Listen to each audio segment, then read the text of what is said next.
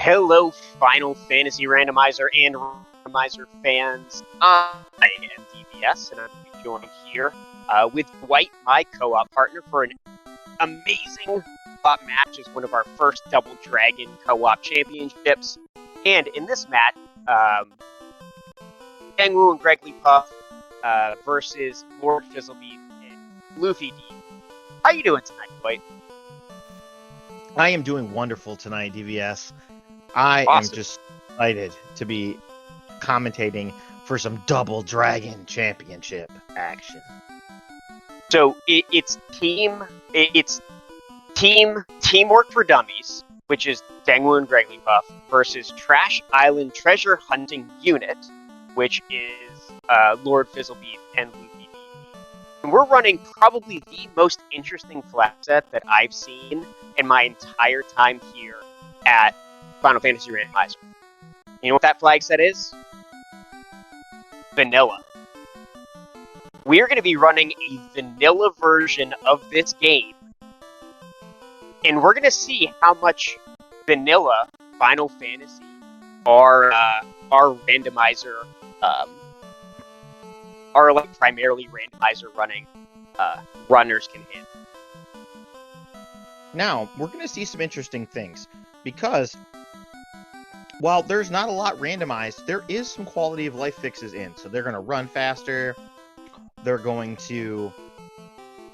the spells are going to work, so temper will work, and those bugs have been fixed. And we also might see some additional quirks, because these runners are co-op together. So if Lord Fizzlebeef finds the loot, they'll both get the loot. I mean, they're going to get the loot right away anyway, but, you know, we might see one of the players, like, battle an imp, and the other one goes and beats Garland, and then waits for the bridge to appear, and then walks over the bridge so they can move faster. Things like that. Yeah. So, I think one of the... Mm-hmm. Yeah. Go ahead. DBS, like, we might see, like, I don't know, I'm just trying to predict, because I just didn't prepare well enough, apparently, because I'm just so excited. But we might see... Yeah, so we're gonna... Go ahead, DBS, I gotta catch my breath. Yeah, so we're gonna see 4 forced party members. That's probably the biggest thing in terms of what's gonna differentiate this run from others. And unfortunately for us and for our viewers, we have a pretty solid-looking party that our runners are going to run today. You know, typically you're hoping for like the 2 thieves, a white mage, and a nun or something like that. But I believe we're going to have at least 1 fighter and 2 mages. So it's going to be a pretty easy run in the sense of party comp. And like I was trying to say earlier, the biggest thing that we're going to have to take a look out for is preparation. You know, they know exactly what's going to be happening and where it is. And we are off. It looks like 2 fighters, a red mage, and a black mage are what we're dealing. And we'll see which team actually prepared well for this type of run, and which team is just kind of running on. Yeah, and so we're not going to talk too much about the spells, because, like, it's just regular vanilla spells and things of that nature. The weapon shops, you know, pick up some chain armor. We will see a little quality of life there as the characters are dancing, as they highlight the weapons, because that means they can equip them. Not something that was available in the vanilla game. But I'm hoping we see some a little bit early in the run, like one of the players goes down, both players run through the earth cave, but one of them waits for their partner to pick up the rod, and then they can dive right. You won't have to double dip it. That might be something that'd be kind of cool. I think that's going to be the big distinguisher between these two, like between what's going to happen in this type of run versus what we typically see in other co-op runs that we typically do. Because like you said earlier, we have all key items are going to be paired, and we know where every single key item is. So our runners know that one of them needs chaos, not Garland, not both, just one. and then that one person has to go in and pick up the 2 key items from Canary Castle. But at the same time, the other runner could be heading over to Provoca, or could be grinding, or could be doing something else to benefit their party. So we're going to see, again, how much forethought our runners have, and how much they're just kind of,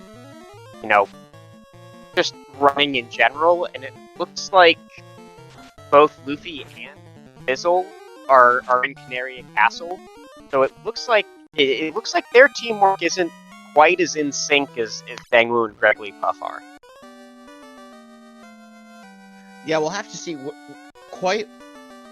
I'm curious to see what's going to happen once we get the canoe, because once we get the canoe, things get a little wild.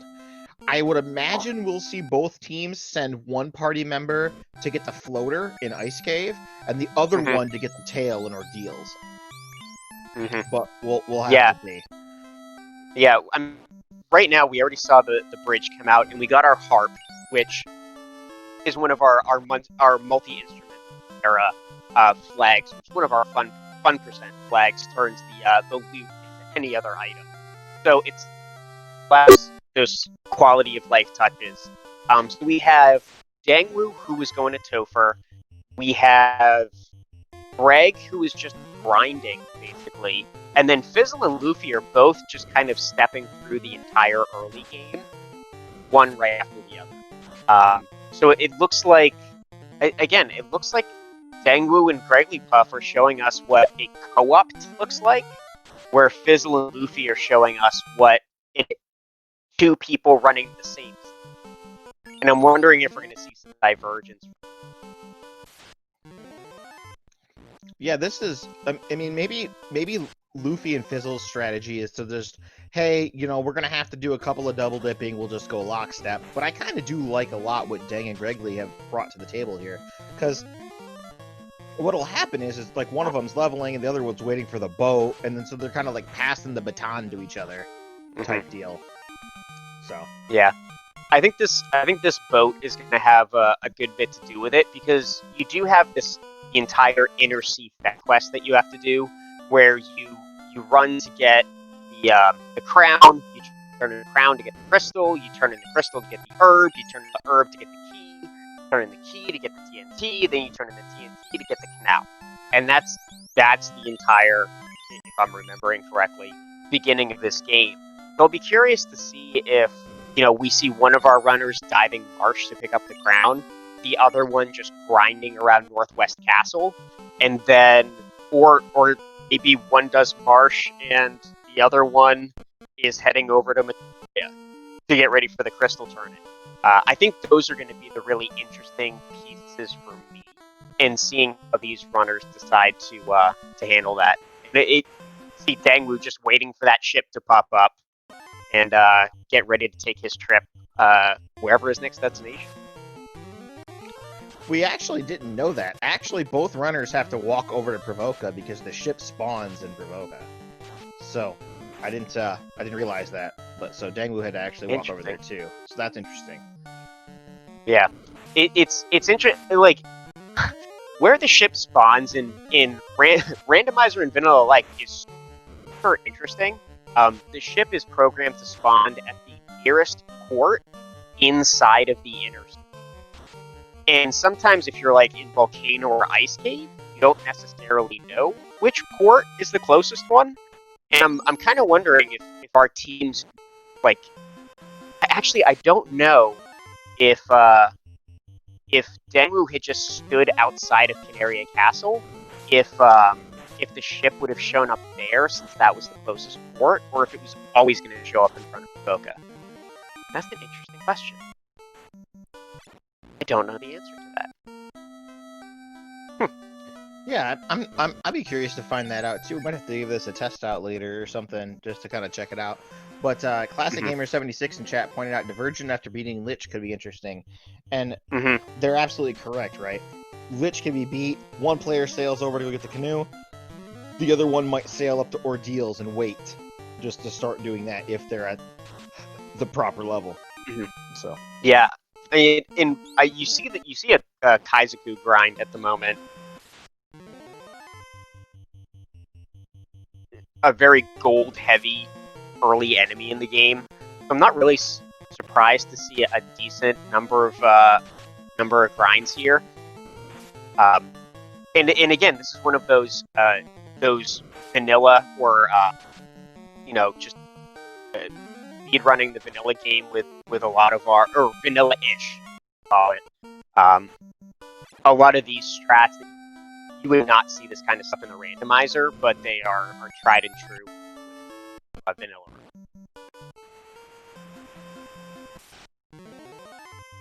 And I think I have to double check the flags, but I think we're doing everything vanilla, including the encounter table. So it's really going to be one of these where the more you know about the game, and the more time you've spent in the game, the better that you have for this flag set. Yeah, I would not want to face Burt Reynolds in this flag set. Oh no! If Bert's team decides to challenge you in this particular flag set, just forfeit now and take the L. It's I would get just destroyed. Yeah, Bert does bring up an interesting thing in chat. One player might pop grind while one does Earth. That's interesting. I forgot about the Peninsula power. I use it so rarely. Yeah, just taking a look at all of the flags, there isn't a single randomized anything except for the 4 forced party members, and they've decided to double the experience in gold. Other than that, this is the vanilla game. All weapons, items, scripts, attacks, HP, stats are all identical in the vanilla game. Except that we have all of our bug fixes, balancing, quality of life, such as someone was asking about NPC Guillotine earlier, and NPC Guillotine is one of our flags that is on for tonight, as well as shopping.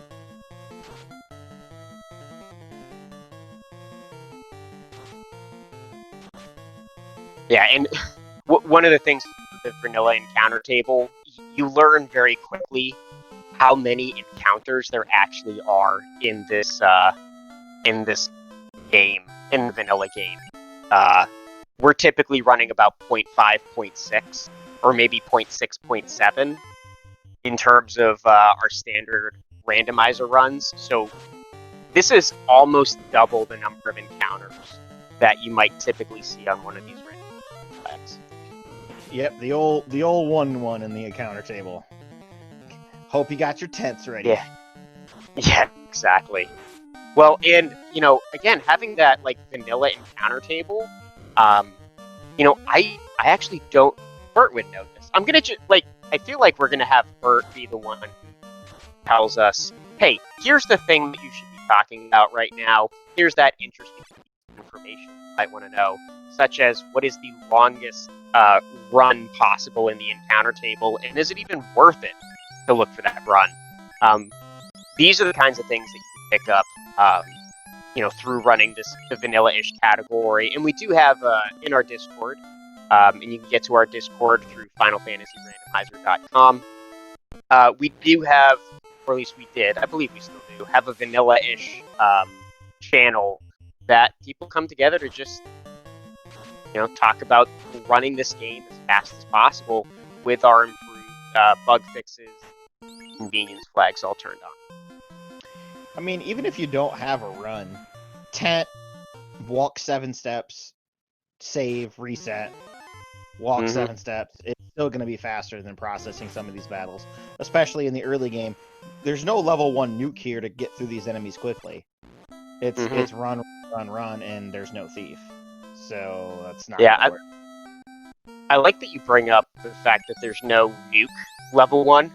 I mean, kind of spoiled in the sense that, in the vanilla game, there isn't an AoE spell until level 3. And that's magic level 3, not experience level. So, getting up enough money and levels and progression to get to that level 3 Ice 2 or Fire 2 and Lit 2.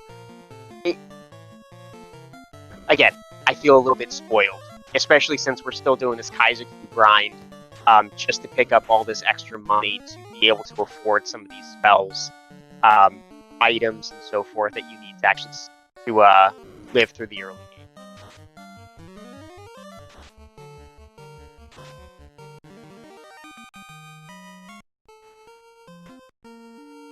Yep, I mean, they just need... Elfland's expensive. You know, there's not a lot of the game gold. You can't walk up to the Temple of Fiends and open a, 65k gold chest and just be set.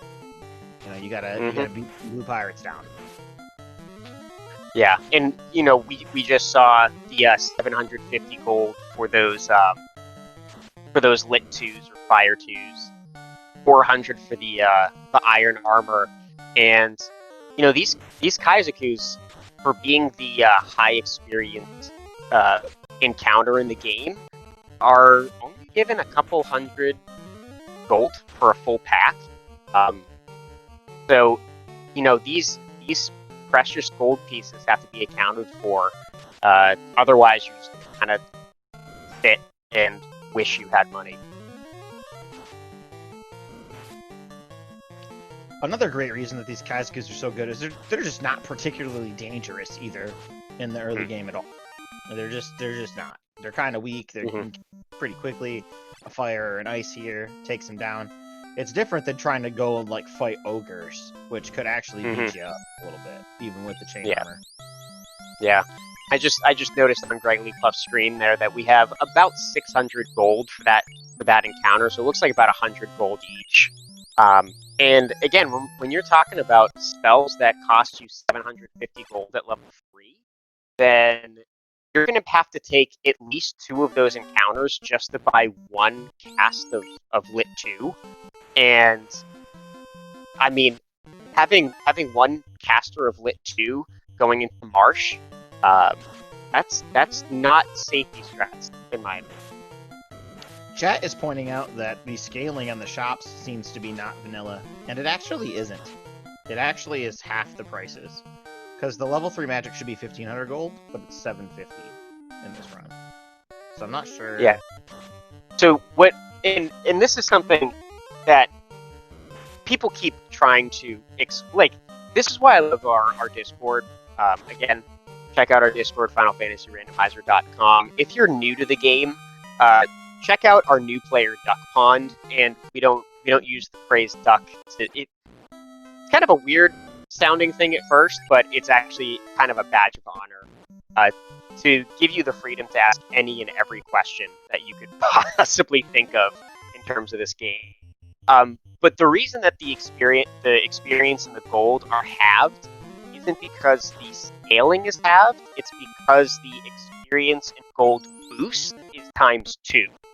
So when you have that multiplier, that times multiplier, it actually reduces the amount of experience and gold that you would need to purchase the item, as opposed to doubling the amount of experience that you receive from the enemy. So it's a little weird, but yes, if you double the experience, you're actually having experience required for each level, as well as having the amount of gold each item requires, and keeping the actual experience and gold gain the same. And any other vets who would like to correct me if I say anything wrong, please feel free to do so. But that's my understanding, and kind of a weird.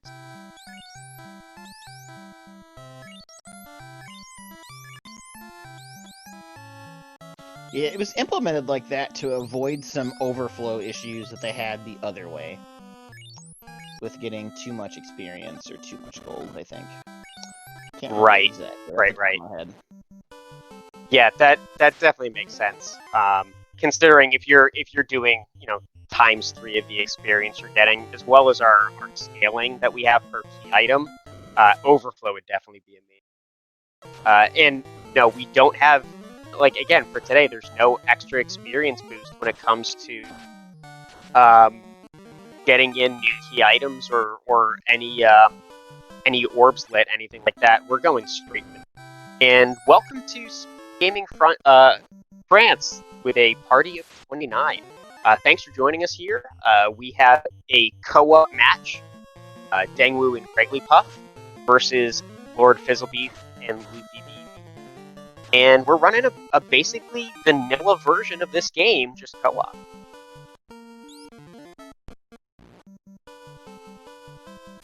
And we see a little bit of interesting things here. We have Wrigglypuff, who is headed to the Marsh Cave, and Dangwoo is just battling ogres.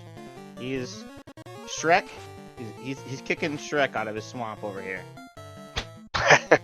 Well, it's interesting though, because I feel like Dangwoo was the one who went to Temple of Fiends to defeat Garland, while Wrigglypuff did his grind. Wrigglypuff did a grind. Now Wrigglypuff's diving marsh, Dangwoo to do. It seems like there's some coordination between the two of them as to who's gonna do a mini grind and who's gonna be the one that actually dives into the next dungeon. Yep. And so we're probably gonna see Dangwoo as soon as he picks up Fire 2 here. He'll probably start making his way, up to Northwest Castle. So go you know what? Fight the kindly old king.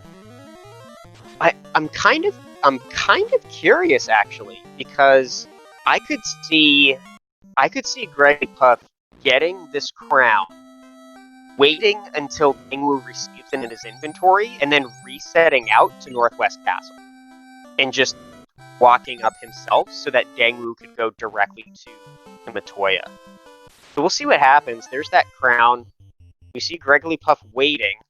Dangwoo just received the crown, and it looks like he's heading up to Northwest. But Wrigglypuff did reset out to head. Yeah, it looks like they might be going for a high five there on the way to Northwest Castle. I mean, Astos is worth a fair bit of experience if you can beat him up.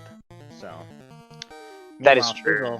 Fizzle is battling Astos as we speak. And look at Yeah, Luffy. it looks like Luffy's yeah. in Matoya's cave. So yeah, look at there.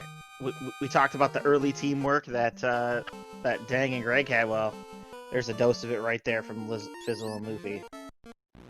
Yeah, I mean, I think there it is.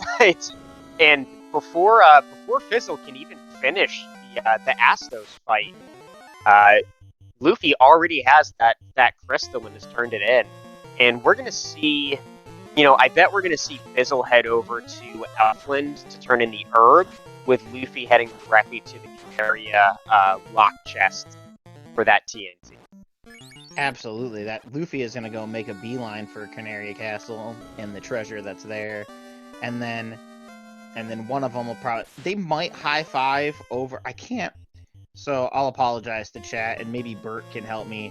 There might be something in the the key locked boxes in Dwarves that they might high five for, but I can't remember what actually is there. Yeah, it goes back to how little, again, how spoiled we are with the randomizer sometimes, and how little I remember about the vanilla game. But there we go with Fizzle getting the key. Luffy already in Canaria Castle, and just about to get the key transferred to his inventory, and we'll see if he picks up anything else. Ooh, Fizzle going up to the Elfland chest, pick up a silver hammer, copper bracelet, or a copper gauntlet, and like 350 gold.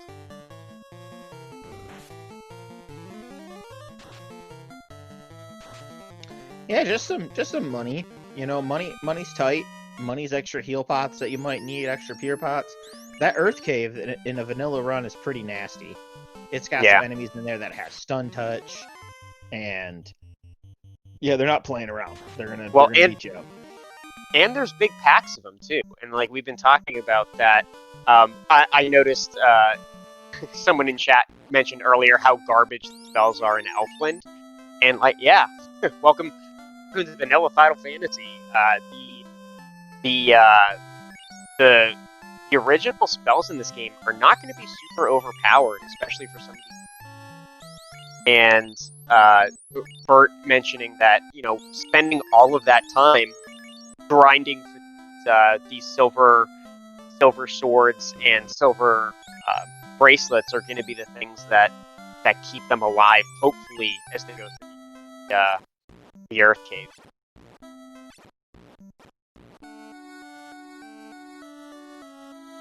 It is a little nice because one person, I wonder if we'll see one person go down to the Earth Cave, and then the other person just do a little grind over by Titans. And then, like, the person that does the Earth Cave, whatever teammate is the highest level at the time, should probably go to the Earth Cave with, like, a full cache of supplies. So that way they can pick up the ruby, their partner could turn in the ruby, grab the rod, and they could just finish without having to double dip. I still think, because we don't talk about this much in most of the co-op races, because there are a lot of times lately they've been shard hunts, but I'm fairly certain players share orbs, so one player won't have to do Earth Cave at all. Yes, that is true. That players do share orbs, but they do not share shards. So, like you said, the possibility of only one person having to go down and defeat Lich, and only one person having to get carry, that can make for some interesting route divergence. Ooh, and there is a silver armor and a house inside of Dwarf. So that's one of those items that you're gonna want to research and some planning for, and a dragon sword, which, dragon swords are nothing to scoff at with increased hit percent, or increased crit rate. And we'll see if Luke ends up swinging around and diving the same dwarf locked, or if it's just going to be Fizzle. Right, and remember too that in the vanilla game, the dragon sword was supposed to deal bonus damage to dragons, but it didn't actually work. In the randomizer, that's been fixed, so it does deal bonus damage to dragons, and there is a guaranteed red dragon tile inside the volcano. It guards the chest down there. They go for that red dragon chest. That's an incentive chest. You might not even need to open that chest, actually, so that might not actually matter. But yeah, I believe it's just a fire armor that's in that particular chest. So it might be one of those depends on their overall strategy. Yeah, flame armor.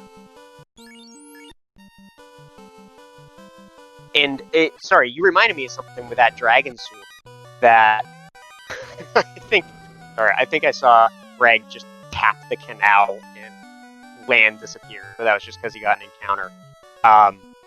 But yeah, our devs have come up with some great new flags. We always have some great new flags. Groups, you're driving. I love you, man. Yeah, our devs have come up with some great new flags sitting over in beta. But one of those is actually a slider that determines how much of an impact that additional damage is going to have for those weapons. So I think the vanilla is, or not vanilla because it's broken, but at least in this particular run, it's a 10-point bonus, but you can push that bonus all the way up to 3, I think, and end up having flag sets that overpower stat-based weapons or weakness-based weapons as opposed to pure damage output in.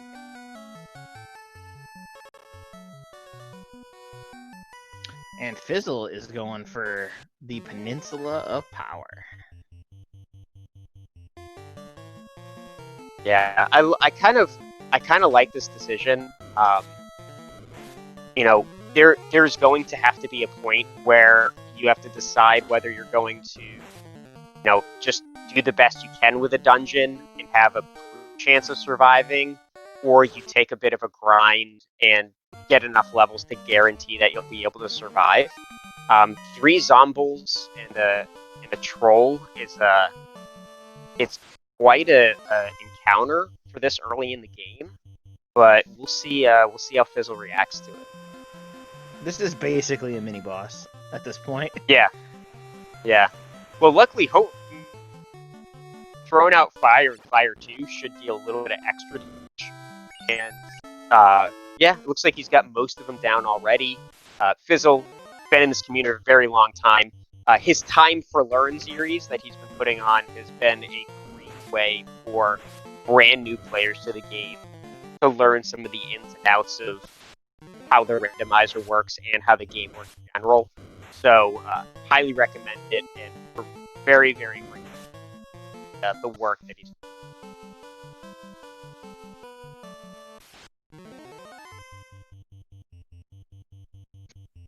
doing. Ooh, a pack of 4 Zombles. Here we go. Meanwhile, Gregglypuff down here, he is perusing through the Earth Cave. Dangwoo just very against ogres. He's just like no ogres left in this world map. Yeah, ogres was one of those. I still remember watching some early runs of the vanilla Final Fantasy game, and just the number of ogres that you fight at the beginning, how important ogres. And now we have Fizzle demonstrating the importance of the Peninsula of Power. It looks like Luffy's not far behind. With Dangwoo, it looks like is in the Hall of Giants there in Earth, which actually has giants. Because it's the hall with giants. And Greg is diving a little bit deeper to try to pick up that ruby. So I wonder if Dang is just gonna stay here, you know, battle some giants, and as soon as Greggly picks up the ruby, Dang will hightail it out of there and head over to turn it in, and Gregglypuff will probably go make a sandwich. Yeah, I think. Yeah, I think the only the actual flag or the actual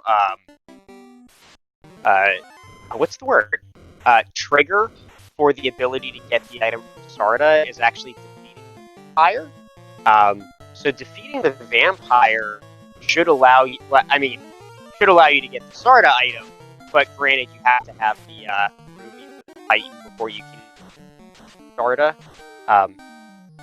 Yeah, and it looks like that's, Greg's gonna have that ruby momentarily, and we'll see if Dang sits and does his grind, or if he heads off over to Titan's Sarda. Another interesting point here is that Dang's Black Mage is looking a little low, 5 HP. Mm-hmm. If that Black Mage dies, it is a pain in the neck to get it back up. We don't have access. There is no clinic in Melman. You have to sail all the way back to Conria. Yeah. Well, and I just noticed we're 29 minutes into the game. Our runners have been doing purposed standing grinds, and Dangwoo just hit level 8. Level 8. Like, yeah, you can create a flag set so you have level 8 for your second encounter, and here we have level 8. Oh, I would love to listen to the chat right now between Dangwoo and Gregglypuff. As Greg tries to tell Dang that he should go because he has the ruby, but Dang's taking his time fighting a tiger. Greg's probably trying to, encourage him to move a little bit faster, but Dang's got this. Fine. There's no problem. He'll get there eventually. Dude, Greggly is pouring a whiskey right now.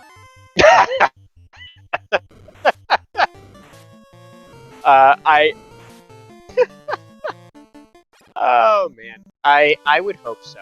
I would hope that this is planned, and we'll have to ask him later. And I did just see. Thank you to Danny Creating, who is quote unquote tracking for us, and I say quote unquote because we kind of know exactly where everything is. She's the one pushing the buttons and making sure that we're not sounding like up here, or sorry, more like total idiots. We already don't know. But she posted a link for the Time for Learn playlist, which I highly recommend. If you're is defeating the vampire not shared?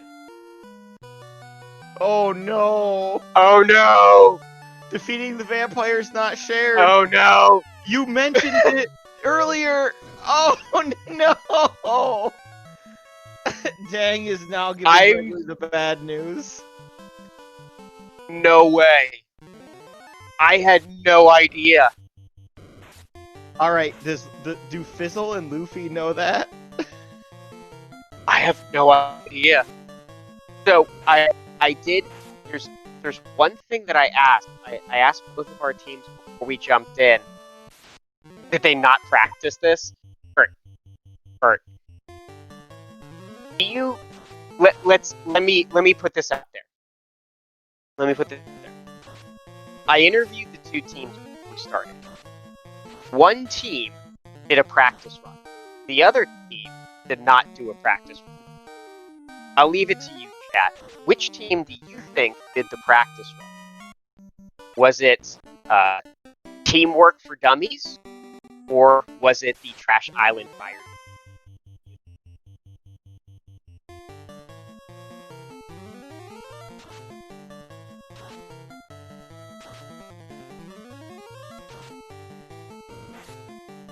My guess is that it was Teamwork for Dummies, and they just forgot. See, I probably would have agreed with you, except for the fact that during our entire co-op tournament, Dangwoo was bugging about how much I was practicing. No, was it co-op or was it? There was a tournament that Dangwoo was bugging me about for practice because he refused to practice stuff like this, and he is living up to his name.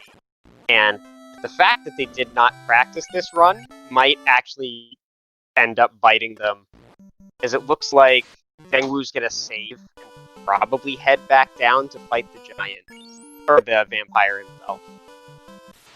Oh no! Oh yep. That looks like what's gonna happen. Deng doesn't actually have to do this. He could just go over to Crescent Lake, punch some trolls, while he waits for Gregley to do all the work. Yeah. Well, but then he'd have to wait for Gregley to actually defeat Lich, because the trigger for getting the canoe is having defeated Lich to prevent anyone from jumping out of order in the game. So yeah, this is quite the predicament that the Teamwork for Dummies has found themselves in, as Luffy and Fizzle are just sitting on that pup grind. And so, hold on. The Lich kill is shared. So I'm looking at Caleb's comments in chat, or Rafe hates Caleb, also known as Caleb. Which I guess it's the orb? I guess it's actually not killing Lich, but lighting the Earth orb that triggers save, and Bert confirming that as well. Yeah, this is good to know. Hey, Dwight, maybe we should put that in the next flags that we do, and see if we can get a leg up from that. There you go. Don't.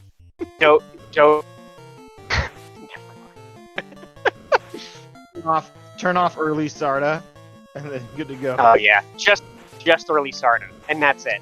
That's it. Everything else is late.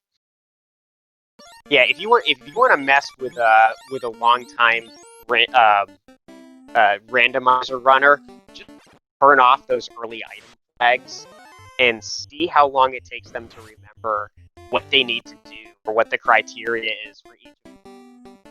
You're probably gonna, yeah, as Reese points out in chat, turning off the early ordeals flag and having people realize that, hey, you need the crown to end ordeals? That's gonna be rough. I think I put in the dev chat once that I couldn't enter ordeals when it was turned off. And they were like, crown. And I'm like, oh, yeah. Yeah, it's one of those many moments where it's kind of that badge of honor that you have to endure.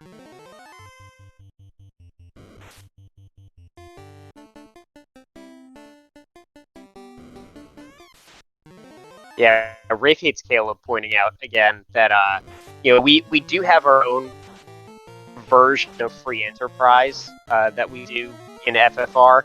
It's not one of our more common runs, but essentially it turns off all of the encounters except for trap tiles, bosses, and as you play through the game. But we usually turn off the early items in those flags. It makes a big difference when it comes to how you would normally route when you get that airship. Dang opens up the ruby chest just for fun. You got to. It's instinctual. Even if Earth is not incentivized, I always open.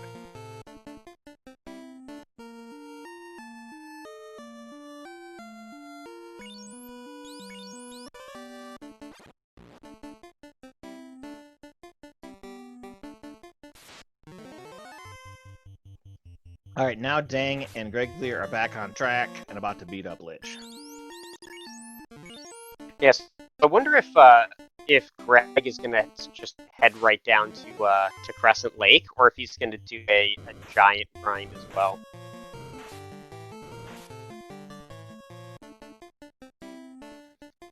My guess is they probably feel behind because of their blunder, so they'll probably head to Crescent Lake, try to catch up.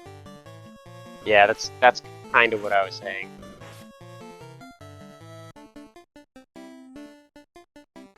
Well, and it looks like Luffy and Fizzle have decided they are satisfied enough with their levels in gold that they're ready to start continuing through the game.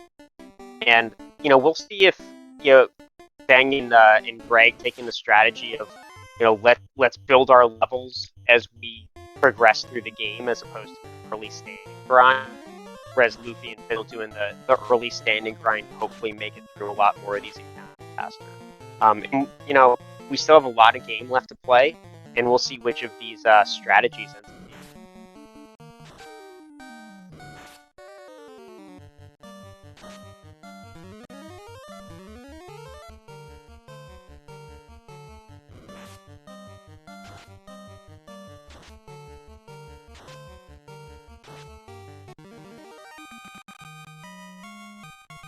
I had a whole spiel there and then remembered I was on push to talk and wasn't talking. So, the gambit that and Fizzle and Luffy said, they're like, hey, we can save a lot of time if we don't double dip towns. So let's go to Pop Grind as soon as we can. We'll get enough cash. We'll hit Elflin once. We'll hit Melman once. And we'll kind of go for there. So, I kind of like it. All right, we got Fast coming out.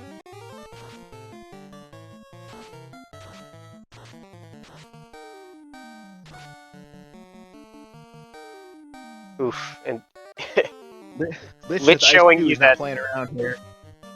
Yeah, I was just gonna say, Lich doesn't like being called a speed bump all the time, and demonstrates what he can actually do with that ice too. Though in the vanilla game, he only has 400. So, with the fact that these fire twos are doing 100 plus damage each, or around 100 damage. There goes Lich, and should be just in time for Greg to get that orb lit when he heads into a Crescent.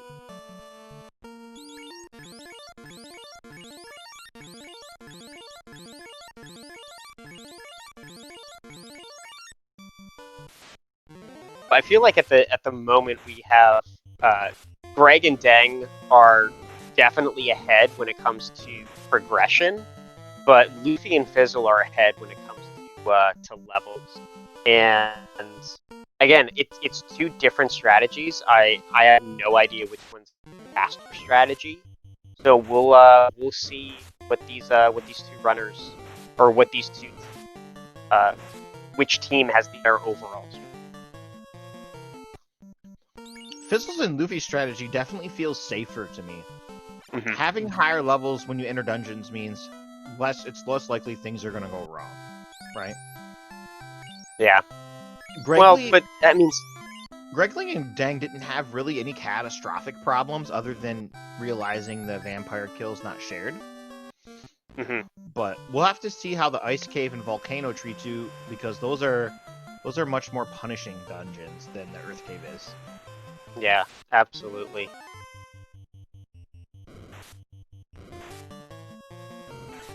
Yeah, and it looks like Greg has picked up that canoe, and we'll see if they diverge there. I mean, you could have one runner head to Volcano and fight that fire orb, while the other runner picks up the floater from Ice Cave. But I mean, we'll have to see. I guess we should have mentioned this earlier. What's the win condition tonight? Do one or both players have to defeat Chaos? I believe we confirmed beforehand that it is both runners that have to defeat chaos. So there's no sitting and doing a pup grind for a good half an hour while the other person does all of the turn-ins and so.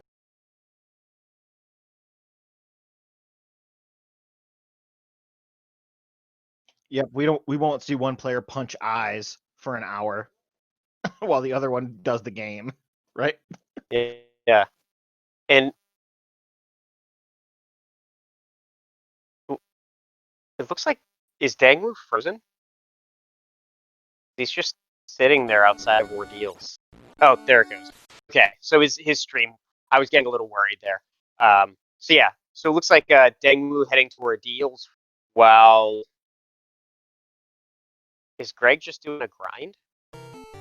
So doing this Ordeals dive is going to give them the tail, but they can't actually do anything with the tail until they get to until they get that airship. It looks like Dangwu's stream has been hit with slow too, so hopefully we can get a cover on that soon. Yeah, well, I'm starting to wonder if because they can't get the Oxio until they get the bottle from the Oasis. I'm kind of okay. So Greg is heading over to do Ice Cave. Well, Dangwu's getting a tail. So it looks like they're going to prioritize getting the airship and promoting overdoing the Fiend dungeon. Volcano is a pain, and they might you might even see him save it until way later. Yeah. Well, and great mention in chat that this isn't about getting the item and surviving, about getting the item and waiting long enough for the server to connect with your game and actually put the item in its inventory. So, Dangwu does not have to actually survive Ordeals, and Greg Lee does not actually have to survive Ice Cave. They just have to open that in chest and wait long enough for the transfer to happen.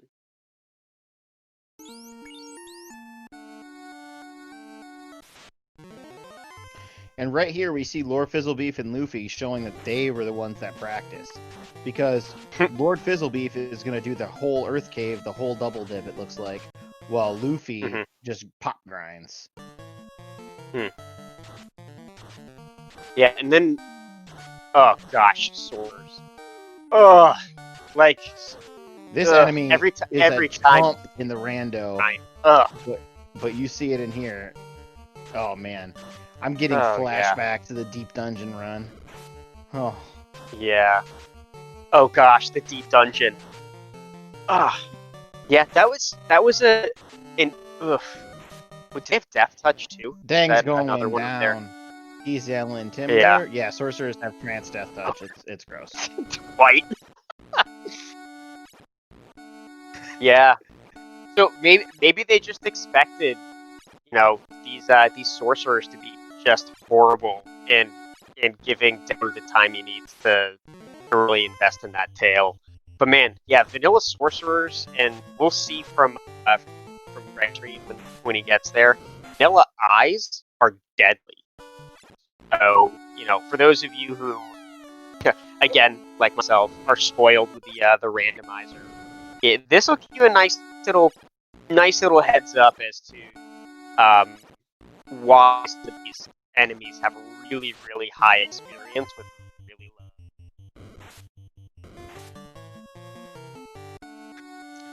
But yeah, this Ordeals dungeon is gross. The nice thing is that in the randomizer, oftentimes Ordeals pillars are randomized, but not today. So they know the path. Yeah. In fact, when I make for those of you who I like to leave it on vanilla just to mess with people. I can't tell you. Actually, you know what keeps getting me is the waterfall. like after doing Seeds and Seeds, CrocGen Waterfall, and again Vanilla Waterfall, the vanilla version just looks confusing. And so, I'll typically wander around for a minute until I finally realize I'm stuck in the waterfall and I've just time. But yeah, the ordeals pillars in vanilla, just always pick the lowest pillar. That's all you need to pick the lowest pillar on the that's available, and you will make it. So I think, you know what? The one thing that we as randomizer runners know is about pillar number 4 and how awful pillar number 4 can be. Which in vanilla, oof, and there's the stone touch or the glance eye. But yeah, getting any type 4 deals pillar set that has pillar number 4 is just Yeah, Dang's level 9. I'm happy he made it through. Yeah, I mean, and Greg was able to make it through ice. So it looks like Dangwu and Gregglypuff have both accomplished their respective tasks, and now it's a matter of, do they try to continue through and get a couple levels, or do they just keep trying to go with low level progression and hope for the best?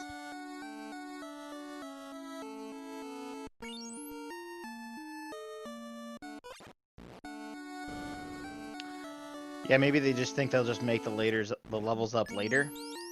I'm really, I know it's really tempting to just say, hey, Dang and Greggly are ahead. Look how progressed they are. They have the floater. They have the tail.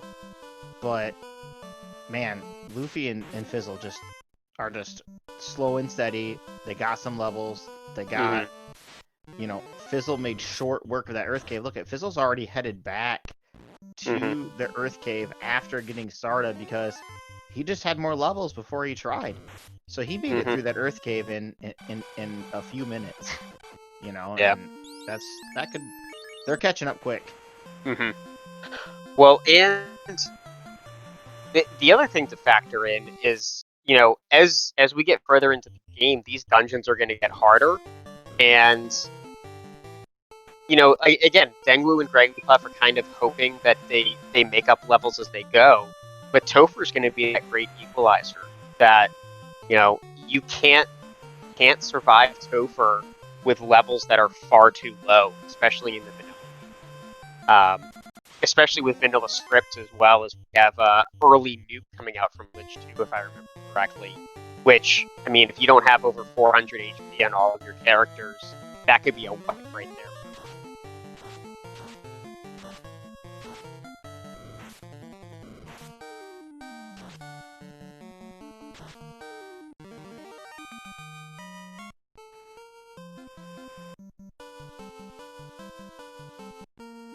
And Greg's our first runner in the air at 49 minutes and about 58 seconds.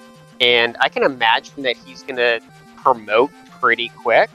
And there's Dangwu getting up in the air just about 15 seconds later. Greg's heading into promote. It looks like Dangwu's heading in the exact same direction. We might see them hit up some of the Cardia treasures to get some of the armor and gold that's hidden inside of them. And then, who knows, maybe we'll see some out-of-order fiends. Maybe pick up the bottle and take out Kraken before actually heading out and going back to Volcano for care. Oh no, we have to remember where the bottle is. I like to forget that the Oasis is an area that you can purchase the vendor item at sometimes. Yeah, I feel like there's always that moment, like between like Vicky and bouncing off of ordeals and your item, like there's typically an experience that you have where you just got completely leveled by not having one of those items. And for me, like the Oasis the Oasis cost me a very close match a couple months ago. So it's kind of like ingrained in my head that I will always play this. Typically before even heading over to the rack, just so I don't forget again and have it cost. Yeah, I've forgotten to talk to the sages before. Ooh, that's a tough one. Yeah, been there, done that. Not to mention, like, going into to Melbourne and thinking that you bought that third slot black magic, but you actually had tried to buy it and then forgot. Yeah, if you're an early runner in this game and you feel embarrassed by a mistake that you made, you've probably made it multiple times. Oh yeah. Oh yeah.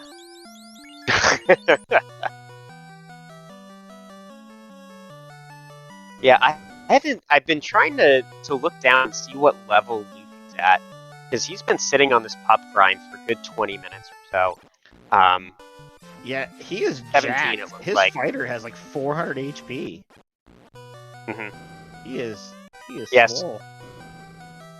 That puts him at like double the levels that Greg and Dengwu have at the moment, and he's not slowing down anytime soon.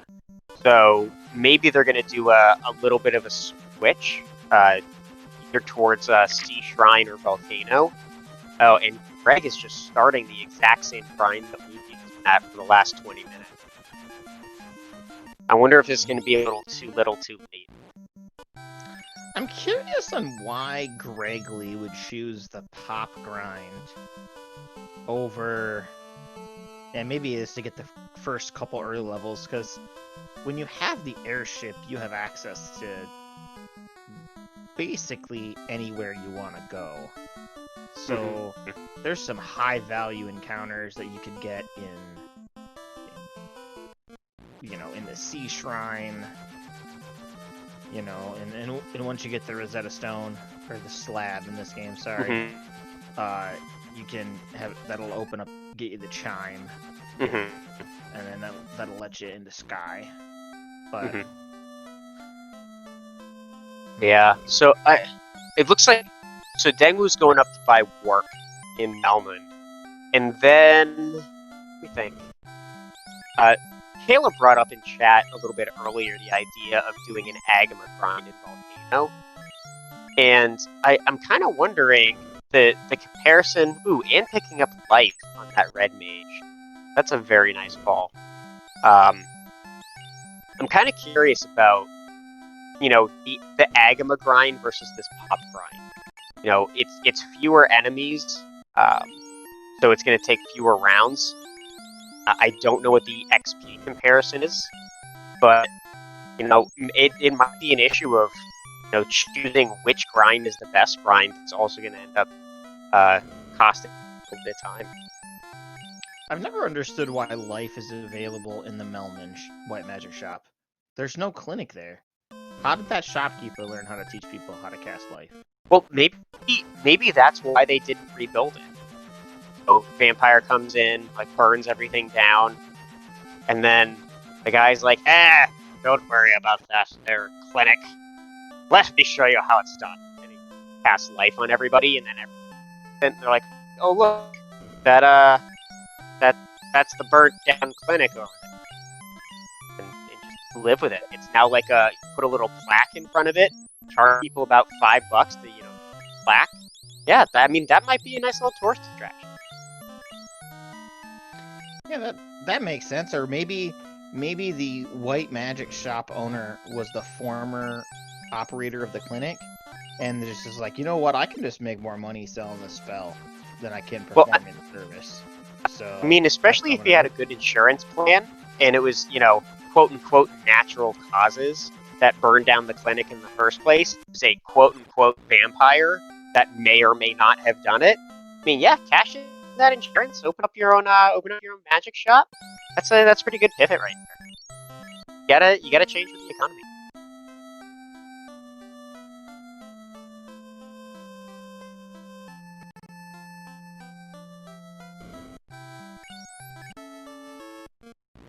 All right, and it looks like Fizzle's picking up some magic in Melman, and he has defeated the Earth Orb. Meanwhile, Luffy just Zombles are on the menu, boys. Mm-hmm. Meat Yeah, it is looks like back on the Greg's. menu. It looks like Greg's gone back. Done the same thing. You head into that pop ground. There are no orcs in Final Fantasy, so I figured trolls were close enough. I like it. I like it. I approve.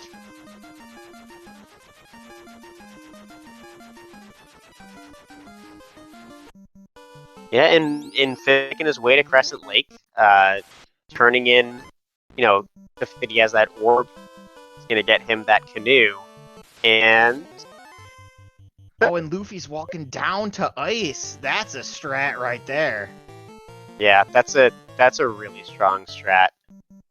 Look at this veteran strategy. I like this. Yeah, and like considering he's just, Luffy's just been doing that standing grind the entire time. Oh, Dangwoo. Dangwoo. Nachos!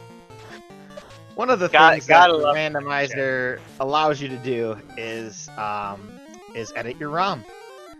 And, well, the randomizer doesn't allow you to do that. It allows you to randomize ROMs that have been edited, is what I should say. Mm-hmm.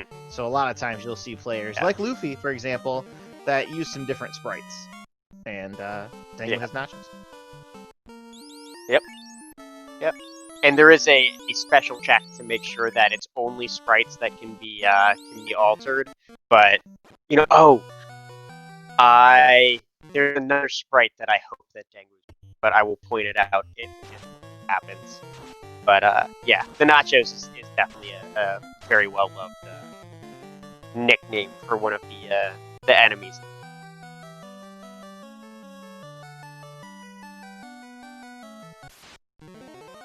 So, it looks like Fizzle's going up. Okay, I didn't notice if he's going up ice or volcano. Kind of curious which direction he's going to go. He's looking like volcano. Yeah, volcano. And I feel like Greg keeps getting in his airship and then coming back to this pub grind over and over again.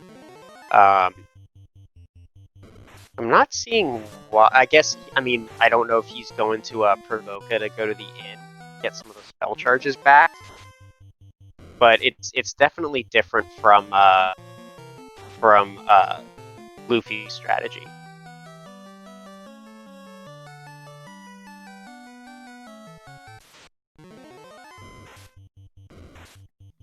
Definitely a little bit different, I really like, Fizzle and Luffy seem like they had a coordinated plan, and that they're executing that plan. And I would not be surprised to see Fizzle punch Agamas here for a little while too, while Luffy gets a hold of their floater. Yeah, or even heading down that tile. I mean, we talked about the Dragon's Words earlier. That's not a bad pickup either.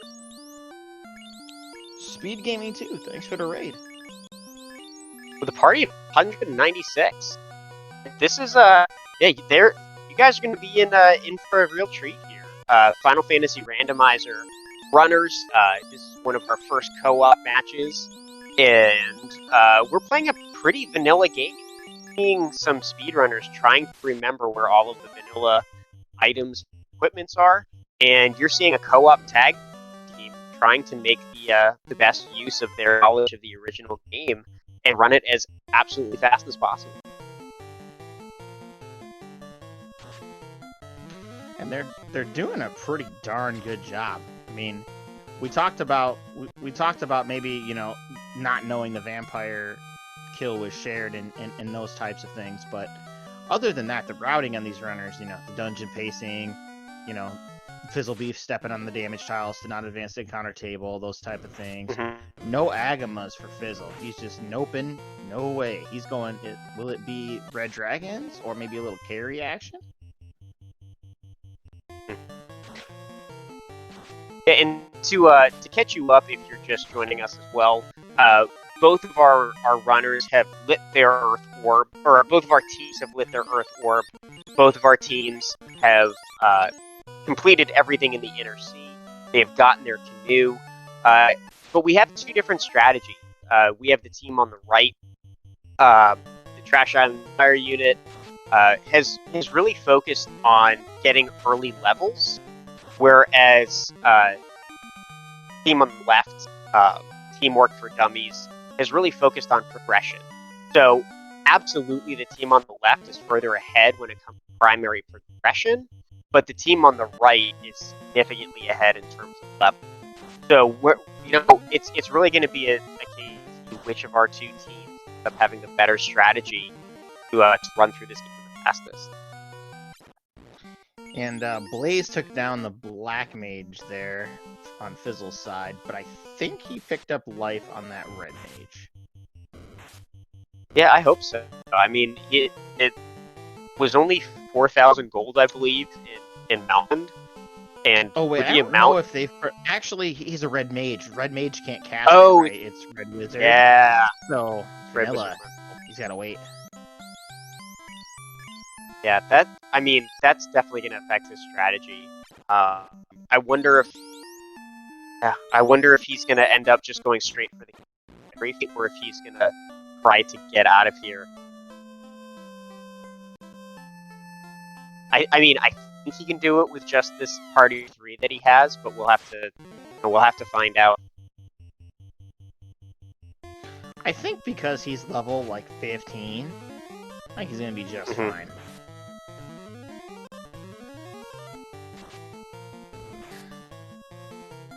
Yeah, carry 1 only having 600 HP, so given throwing off some fast, hitting with those silver swords, 3 hits for 50 damage, 2 hits for 36. It should be okay. Should be fast and temper. Oh, that's a big punch on the Red Mage. Oh no.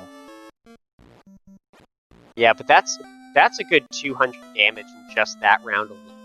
Yep, that's good. There's still 200 more. This is gonna be okay. I think we're gonna be fine here. There we go. Nice fight.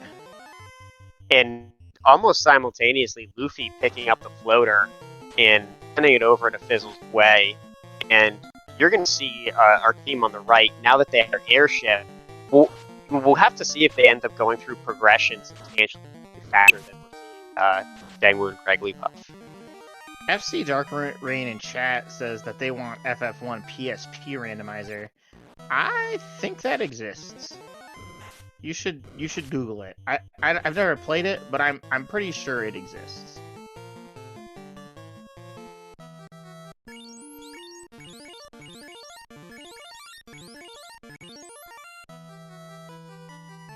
And so I think I don't think it is fleshed out or as cool as this one, but it exists. Yeah, I'm pretty sure it exists. I believe it has its own Unity art from and more confirmation that the PSP randomizer does. We're primarily running the NES version, but I do know that there are people in the FF1 Discord that also play the PSP. Yeah, I definitely think there's some overlap in the community. So if you hop over to the Final Fantasy Randomizer Discord, you should be able to find some resources. There's a channel in there for other randomizers if you want to hop in there and ask too. It's pretty cool, but we're definitely happy to have you in chat tonight as well, checking out this game. I definitely recommend giving this game its fair shake here as well. It's super deep and super awesome. So, well, especially because the original Final Fantasy that many of us played on NES is very broken. Most of the spells don't work. Most of the weapon buffs don't work. There's a lot broken in that NES version of Final Fantasy that our devs have gone in and fixed, which drastically impacts the play of the game. So yeah, if you haven't played Final Fantasy 1 and you would like to give it a shot, head over to our randomizer Discord and you can run essentially this exact flag set that brings you through the vanilla game substantially faster um, than the original NES version.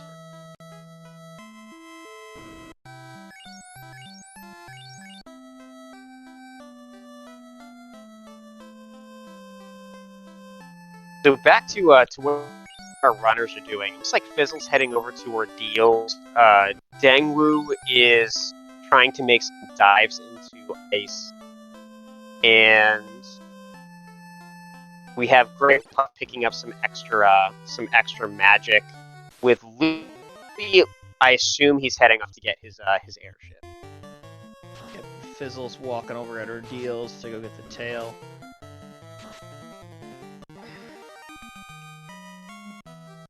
Luffy's pretty buff. I don't know where he's gonna go.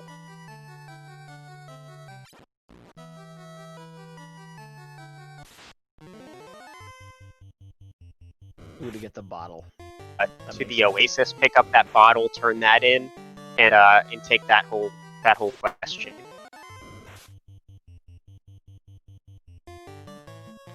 Oh, that's all the Oasis sells. I'm so used to seeing like potions and stuff too. Well, actually, if you do go back and talk to the Oasis after you pick up the bottle, it does have a number of other items that you can buy. I don't remember exactly what they are, but they do have something that's in there.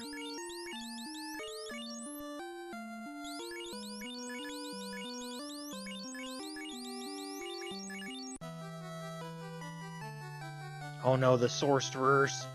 You can see Fizzle like, nope, not trying to run from you, not even risking it. Punch, punch, punch.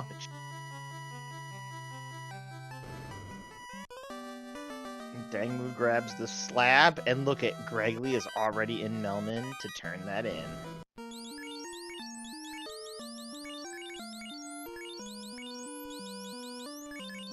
Was picking up life that wizard.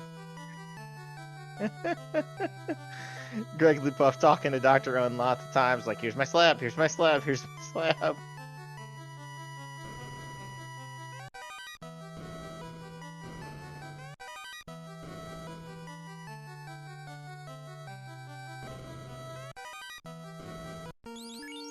Alright, so...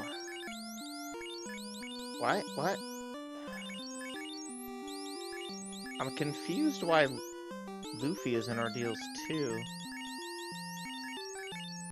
It could be because of the items that are in there. I mean, there is a gold bracelet, and I think the Zeus gauntlet as well. So there is definitely some good items in there that you'd want to pick up. And maybe they know something that I don't. That is probably the truth. Like, hey, the Zeus gauntlet's really important at getting some of those seafloors. You need it, go get it. You have a bunch of levels, it'll be quick. Except for when you get quad glanced. Mm-hmm. Oh no! Vivi, our hero, got away. You'll need one to keep going.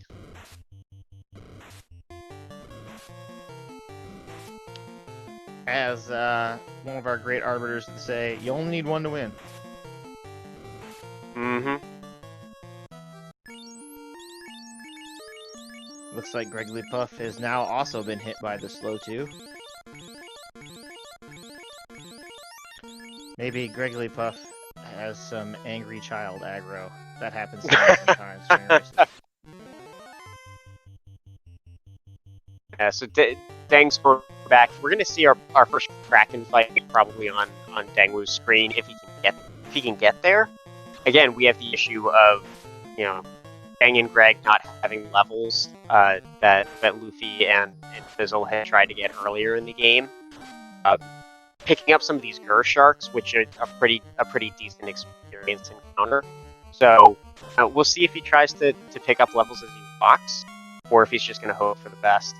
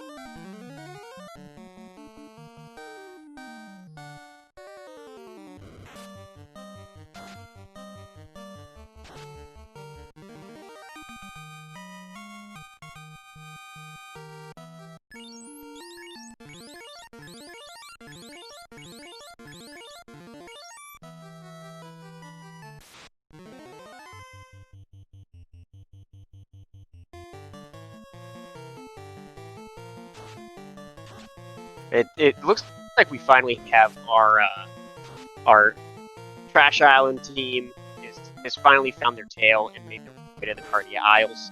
We'll be seeing some promotion happening. Grayly Puff has done that select translation. He's going to turn. He's going to talk to the Lithuanians, pick up that chime, and now, essentially, with picking up that chime, we're pretty good to take out our team. It looks like they do have their cube as well. So, yeah, I mean, really, Danglu and Greggly Puff have the opportunity to take out themes anywhere they want, whether or not they have the levels, equipment, and spells that they need in order to survive. That's really going to be a question. And we'll see if Fizzle and Luffy, now that they have their upgrades, now that they have their promotions, are going to be able to actually start going through. Well, I was going to say go through and catch up, but they've actually lit 2 orbs, whereas Dangler and Greggly Puff have only lit 1 orb. So now Fizzle and Luffy not only have the level advantage, also getting. And now it's really trying to figure out if Danglu and Greggly Puff are actually going to catch up to Fizzle and Luffy. Yeah, I mean, Dang and Greggly have an advantage that they've done some fetching, right? They have the slab, they have the, they have the slab translated, and they've done waterfall, and they have the Oxyale, which Fizzle's about to get, but it's not much. I firmly have Fizzle and Luffy ahead at the moment. Yeah, well, I think part of it's going to depend on how this Kraken fight goes for Danglu. If Danglu can get a nice Kraken fight, we'll see if Greg decides to go to Mirage or Volcano. And it looks like he's opting for Mirage. But yeah, if Danglu and Greggly Puff can pick up a good first dive of these 2 dungeons, then it's not going to take much for them to go down the volcano and take out Carry, especially if they're able to survive Earth and Sea and Sky.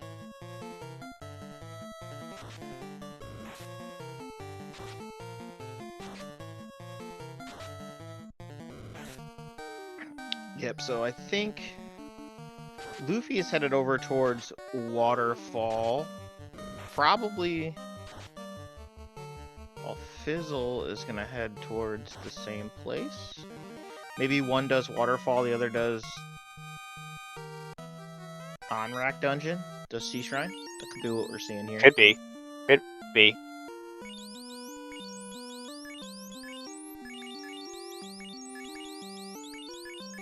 Fizzle and Luffy has done a really good job of always progressing their strategy.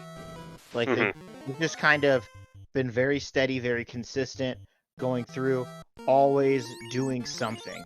Like, and you can tell that they have a plan. Like, I made some questions. It's like, oh, why is Luffy going to Ordeals too? Because Fizzle's already there. And then you pointed out right away, hey, the Zeus Gauntlet's there. There's some other items that are there that are extremely potent. And I'm like, yeah, that makes total sense. And now I get that, and that's very good. And Greggly Puff and Dang are starting to pick on that too, like on the fly here a little bit. They're starting to get that strategy down. You see Dang in Sea Shrine and Greggly in the Mirage. So yeah. Well, and I'm just seeing now that Danglu has pretty much an entire set of full armor on his lead fighter, and Greg is still sporting iron armor, plus that Aegis shield that he just picked up in Mirage. So it goes back to that planning of understanding where all of the equipment is in the vanilla game, and making sure that you're also routing in proper equipment pickups as well as simple progression and key items. Yeah, maybe Greggly's plan is to just buy some gold bracelets in Gaia at the end. Like, that's not the worst plan. Gold bracelets 36 absorb. It's pretty good. It's not opal armor. Yeah, it's pretty good. Yeah, or I can't remember. I would say I can't remember, but I'm not sure I've ever actually known exactly what items are up here in Sky.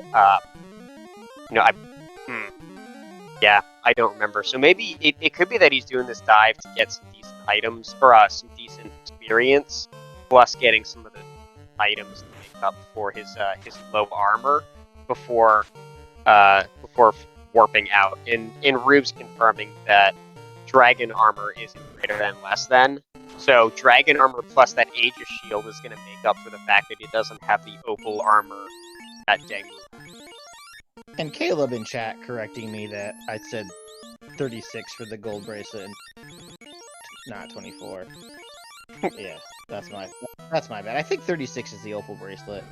Maybe that's what I'm thinking, but I don't want to say that and be wrong again. Yeah, I am not sure. Like, I know that. Yeah, I'm not even. Those numbers are very unfair. One of those things that, like, if I look at two pieces of armor or two weapons, it's one of those. Hey, I know that one's better, but I can't tell you exactly why or how much or. Rube's coming in trying to make me feel better. You were just thinking about gold plus 6, Dwight. There you go. Well, in Burt Reynolds starting up some chatter with a statement of Vorpal is the best weapon in Vanilla-ish. And I am not one to disagree with Burt Reynolds, especially when it comes to Vanilla-ish. So, hey, I am personally, I'm not Team Vorpal. I'm not Team Vorpal. I really enjoy swinging that Vorpal, especially in the late game. Yeah, we'll see if the runners properly utilize it. And I just realized we have a Kraken 1 fight happening up here in the top left. Dengwu already out of having his Black Mage, doing a lot of buffing, and Kraken throwing out an ink, which is nice to see because otherwise he's just going to plaster one of your Light Warriors. And Kraken already going down. Dengwu up at level 16. They have their Water Orb lit, and we're at an orb tie now, 2 orbs apiece. And we have really Dangwu and Gregglypuff having the fastest dungeon in the game left to go, whereas Fizzle and Luffy have 2 of the longest dungeons. Or, I would say, 2 of the longer dungeons in the game to finish.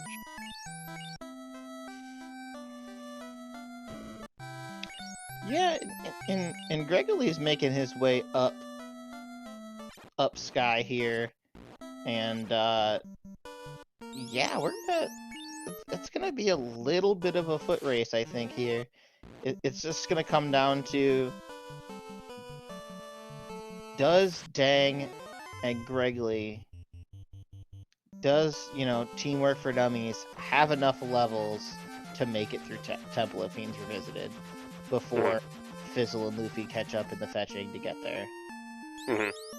Yeah, I think typically Topher can be a great equalizer, just not just because of the fact that it has the final boss in it, but it's a very long dungeon with all 4 fiend fights.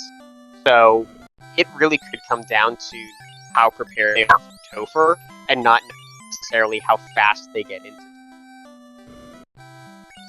That's true, because I mean, these bosses in Temple of Fiends Revisited are gonna have vanilla scripts. So Lich is gonna throw Nuke on the first turn. Chaos is going to have Cure 4. Mm-hmm. You have to prepare for those things. Yeah, and we'll see. Like, it throws up the question of you have that Massa chest, and whether or not you think it's worth it to spend the time to walk down there before that TITHU and Chaos fight, or do you feel that your levels and your buffing spells are going to be enough? And not to mention the fact that you have to worry about how many spell slots you have and how many casts of each of these items, each of these spells you have. If you're sitting there and hoping to fast and temper through most of the bosses, then you're going to have a rough time. I wonder if we'll see Gregglypuff pick up the Adamant when he's in Sky here, just so Dang can have it too. And They can both And grab pick the up the X-Cal. X-Cal from Smith. Yeah, that'll at least bring up your DPS. The defense sword also has a pretty good DPS.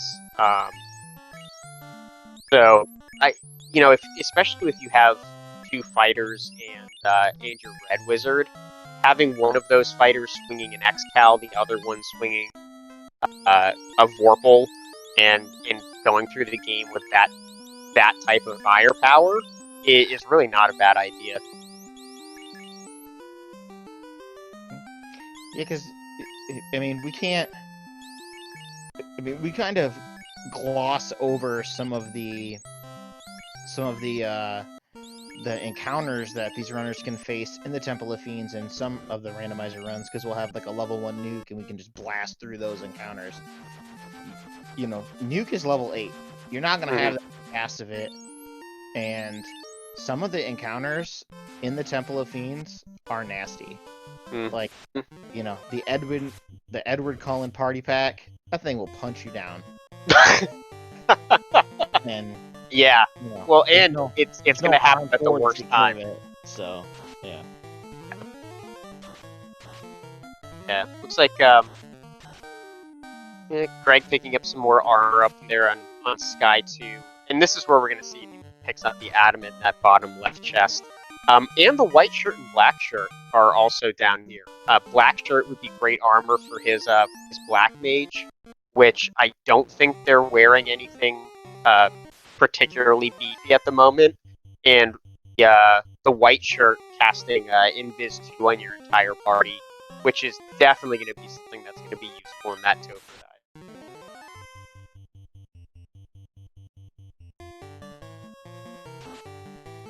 Yeah, also picking up a ribbon here, the right side of Sky 2. I believe Dangwu picked up a ribbon in the Sharknado floor, and that gives Gregley Puff a ribbon. Putting it on, it looks like he's going to put it on that red mage, which is his only life caster at the moment. So definitely something that you want to keep alive for as long as possible.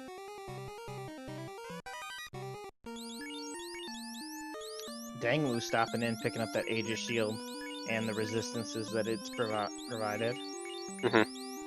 Yeah, I wonder if he's going to go up, and also picking up the Vorpal.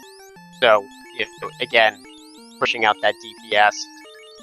And, like you said, if Greg just takes a couple extra steps, assuming he gets out of this encounter, they can pick up the adamant to throw X-Cal on that second fighter. Yep, and that black shirt's going to go right in that black mage.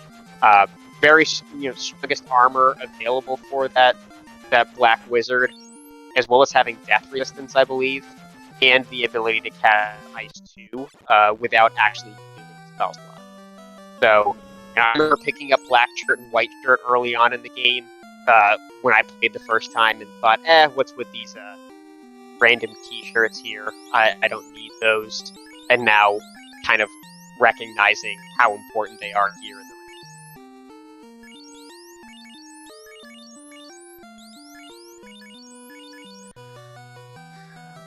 Dangwu's like, are you gonna give me my adamant, please, Gregley?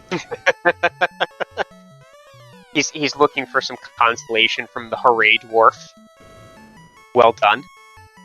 And we'll see that adamant pop in the top of the screen and get the X-Cal probably in the next 2 or 3 seconds.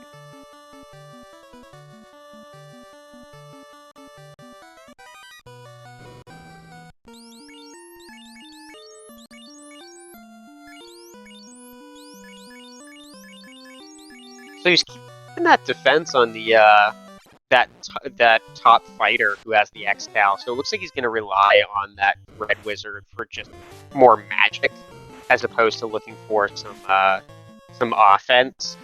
Granted, defense can cast Ruse, so that's a fantastic spell for any of your light warriors to cast, but especially your highest damage killing fighter. As long as the right wizard's able to survive, the red wizard's able to survive.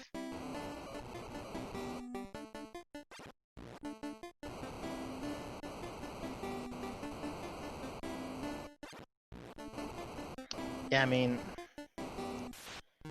Dang should make short work of this carry with this X-Cal. This X-Cal is a huge damage upgrade. Alright. Now. Chat. Gregley is coming up to the Bridge of Destiny. We know it's there. You know it's there. I hope he hits it. You know, and if our runners were very on top of their vanilla Final Fantasy 1, they would know whether or not they get our robot chicken. I highly doubt Greg knows if he's going to get a robot chicken or not. So we'll see. We'll see. Chat spam those robots and let's see if we actually pick one up. It will depend on where he's at. If we can survive this trip. Oh, this encounter is nasty. Yeah, again, another one of those encounters where you see in the randomizer and it's not something to worry about. Oh, there we go. That is some bad luck. Puff revives himself over Dang. Wow. you gotta take care of yourself. We have heal pots. I don't think he has heal pots. Well, earlier we talked about mistakes new runners make sometimes. This is one of them. Ouch. Oh, it worked! Here we go! He punches it down! And the new player! Clear. Oh, Greg gets away! Alright, with 38 health, I want to see the Bane Sword. I want to see Bane Sword come out, and I want to see... Oh, come on. Do it! Do it! I would do it! I would talk to the Tiamat. Oh. And I would item Bane Sword and see if it works. And if I die, I die. You absolutely have to. You absolutely have to. Come on. Yeah, let's go. Oh! Turn order. Ugh. Turn order. Let's spam some F's in chat for our let's our get lost friends. Let's get the rips out for Gregley. Rip. And Greg heading directly over to buy the heal pots of shame.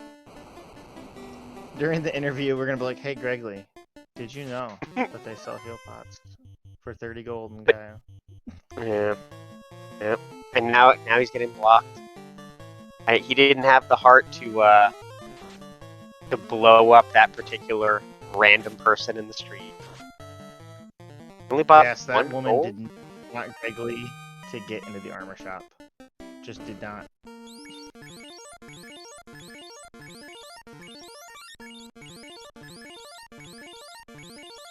Burt Ren was pointing out in chat that the current record for this particular vanilla-ish run is around 1 hour and 35 minutes.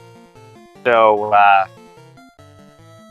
our run's at about 4 minutes. They want to beat the individual vanilla-ish record. Is that carry sprite different on Dang's screen? I don't actually know. It looks different. Oh gosh, yes it is.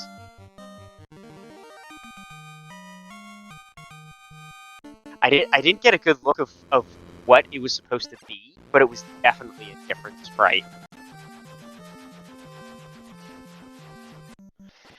Question in chat from Majorian. How was the party chosen? It was forced. The randomizer chose it. Such eloquent language. Yeah, the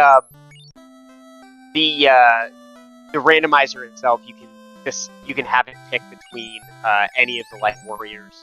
The teams decided to outlaw the black belt, as the black belt can essentially just walk through the final dungeon of the game, get it up to level 32.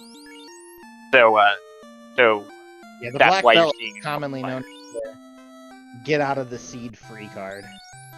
Yeah. I mean, and as we've kind of been talking about, and this is probably a good time to talk about our Duckling program. which again, if you join our Discord, you can go to Final Fantasy 1 randomizer.com, and there's a link to the Discord, as well as Danny's probably going to throw a link to the Discord chat in a second. But we have what's called the Clean Program, which is really our new runner program. I haven't seen in any of the other Discords that I've been in, where we actually have people dedicated to not just answering questions, but actually providing information, creating videos, creating flag sets, creating content, and really spending a lot of time to go out of their way to help new people learn every intricate detail of the game. Some of our Duckling bosses have actually run through VOD reviews and have taken some of the Ducks' individual runs and talked them through and coached them through some challenges to help them get their times down. So if you are interested in playing this game and you would like to give it a try, head over to that Discord and join the new Duck Pond, or the new player Duck Pond, I believe it's called. And yeah, take a look. And it looks like Danny just posted in chat our current Duckling Boot Camp playlist, which is every Sunday night at 10 p.m. on RPG Limit Break.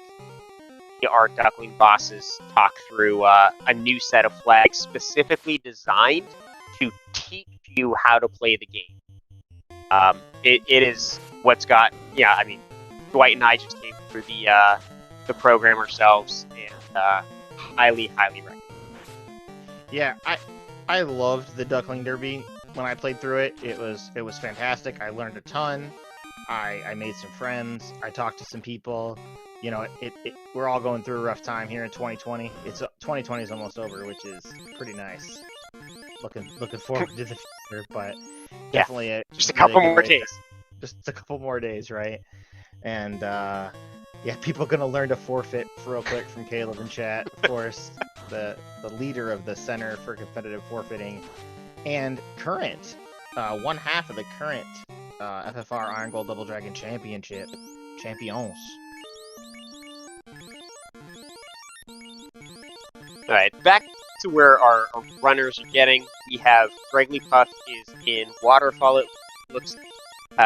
Wondering if he's going to take a shot at the grind tile there, whereas Dangwu is going to do the dive up into Mirage Tower, try to take down Tiamat.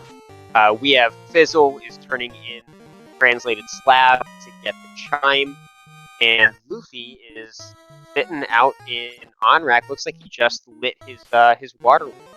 We're now at a 3-orb to 3-orb tie, with both of our runners trying to get to the top of Sky Tower to take down Tiamat in order to get entrance. Yeah, man, this is going to be interesting. Our runners are probably going to arrive in Topher at nearly the same time. Yeah, I think it's going to be a matter of, again, it's really going to come down to a matter of those levels and equipment. I like this play from Greg coming specifically to the waterfall to get that extra ribbon, pick up the defense sword, which, I mean, you don't quote unquote need them, but they are incredibly useful items to pick up in order to survive the end of this game. I mean, the ribbon is just an incredible piece of equipment in this game. It only provides one absorb, but and takes up your helmet slot. But boy, what you get is resistance to all elements, including the dreaded death element. So it provides you with, you know, those blazes, those thunders, those blizzards. Just really take the sting out of those high octane spells that some of these enemies in the Temple of Fiends Revisited and the Fiends themselves are really going to pack. And especially the scary zaps and quakes and those types of things. Yeah, those one-hit kill spells that, you know, again, it without a ribbon, those are terrifying spells. I mean, I clench a little bit with a ribbon, to be honest, every time, but... Yeah, Yeah, I mean, it's not complete protection. It's resistant. There's still that 3 in 256 chance of that particular cast going through and hitting. And you know what? Rando's gonna rando. Steak and wings on his screen there. Gotta love Team Steak, turning our Tyro sprite into a massive piece of steak, as opposed to the Tyrannosaurus Rex looking creature. Another great way you can, if you're liking what you see tonight and you're just itching for more Final Fantasy Randomizer content, in addition to everything that DVS has told you, there's another great way to get to, scratch your Final Fantasy Randomizer itch would just be to follow these runners. All four of these stream Final Fantasy Randomizer quite regularly. And at a variety of times of the day, depending on what time zone you're in, or you can watch VODs and things like that too. So, yeah, we also have, I believe Danny posted it earlier, that we have Lord Fizzlebeef has put together their own playlist of what he calls his Time for Learn series, where he is watching a VOD of a YouTube runner go through their very first Final Fantasy Randomizer seed and essentially talks through the goods and the bads of the decisions the runner is making and coaches brand new people of how to approach different scenarios and what they should be thinking about. And coming from a very experienced runner who performs very well in this game, it's definitely worth watching. I've watched most of them. I still have to catch on, I think, most episode, but old runners and new runners alike, it's definitely worth a watch. And here's the nachos. Dang nachos. You gotta love the green nachos versus the orange nachos. You gotta get the colors right. And we do have Dangwoo coming up on his Bridge of Destiny, so we have another shot to get a war mech if we have more than one Light Warrior standing by the time this war mech goes down. War mech, get your robots in the chat.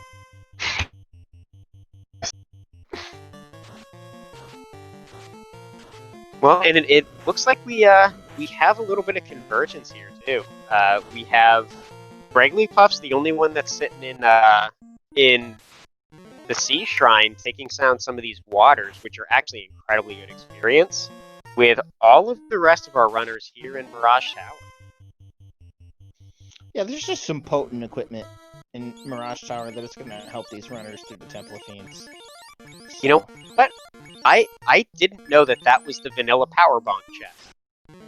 That's some good information to know. That's another one of those items that you definitely want to pick up, as it casts an infinite number of sabers, which increases a single target's, or I should say, increases the user damage output by 60 points for every single cast. Ooh, and I'm learning all sorts of things. Power Gauntlet, pretty useless in the original game. Didn't actually do anything. Yeah, it was basically just another silver gauntlet, but yes, in Randomizer with all of our fixes, the power bonk is one of the best items. And I actually did blink and miss it. Dangwoo was already taken down Tiamat, and we have our first team that's in go mode, ready to head into the Temple of Fiends region. I don't know if they're ready for it, but they have it. And we're gonna have to see. We're gonna have to see if they do some extra preparation, or if Dangwoo feels like, you know what, I'm just gonna go in and we're gonna find out what's going on. Yeah, and I mean, at the same time, it's like this is the part where it's like, all right, does Dang think he's ready? You know, what could he face? What we will face in Topher? But we know exactly what we're gonna face. So it'll be interesting to see if Dang thinks he's ready, and it looks like he thinks he is. So Caleb was asking in chat whether Greg in their specific grind room. I think their grind room is the room on the left. So if he was in the room on the left, then that would probably be the room. But you got to make sure it's the one on the left with the lots of boxes, as opposed to the one on the left without the box. So I'm unsure about whether it's the left with the boxes or not. Caleb asking in chat what levels that I would want to be at, or that we would want to be at, but I haven't played the vanilla game in a long time. But, I mean, I would be comfortable at level 23, I think, with this party combination. Because I have the defense sword, I have some defense, I have the power gauntlet. So, I think as long as I could get past Lich relatively unscathed, I think I'd be comfortable right around 23 at the lowest. Yeah, speaking of which, really it's really that first turn nuke that I would be worrying about. And looking at my red mage having only 300 HP going into this Topher dive makes me nervous. That's fair. These are unrunnable Gasties. So hey, maybe you see Dangwu make a decision. Maybe he gets to Lich, or right after Lich decides that he's not ready for it and just warps out with whatever levels he currently has. But we'll have to see. And we'll have to see how he feels, especially if he's going to keep pouring these heal pots into his light warriors. Already using about 20 or 30 of them before he gets down to even the second floor.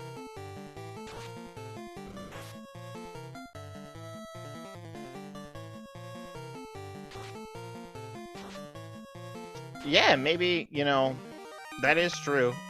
That Phantom, wow. Just... And we do have our 1 hour 43 minute Garland fight. So Gregory Puff taking down Garland finally at the 1 hour 44 minute mark and getting instantly transported over to Canaria Castle. Hey, we got the warp trick coming into play. I didn't see that. Man, awesome. I've never seen an accidental warp trick before. Oh man, I Gregory was so startled that he was in the castle. Oh my gosh! All right, I didn't get a chance to look at exactly what levels we have so far with Dang and Ray, and Dang already has one of his light warriors down. And he's still continuing the dive. I think he's just trying to conserve some spells.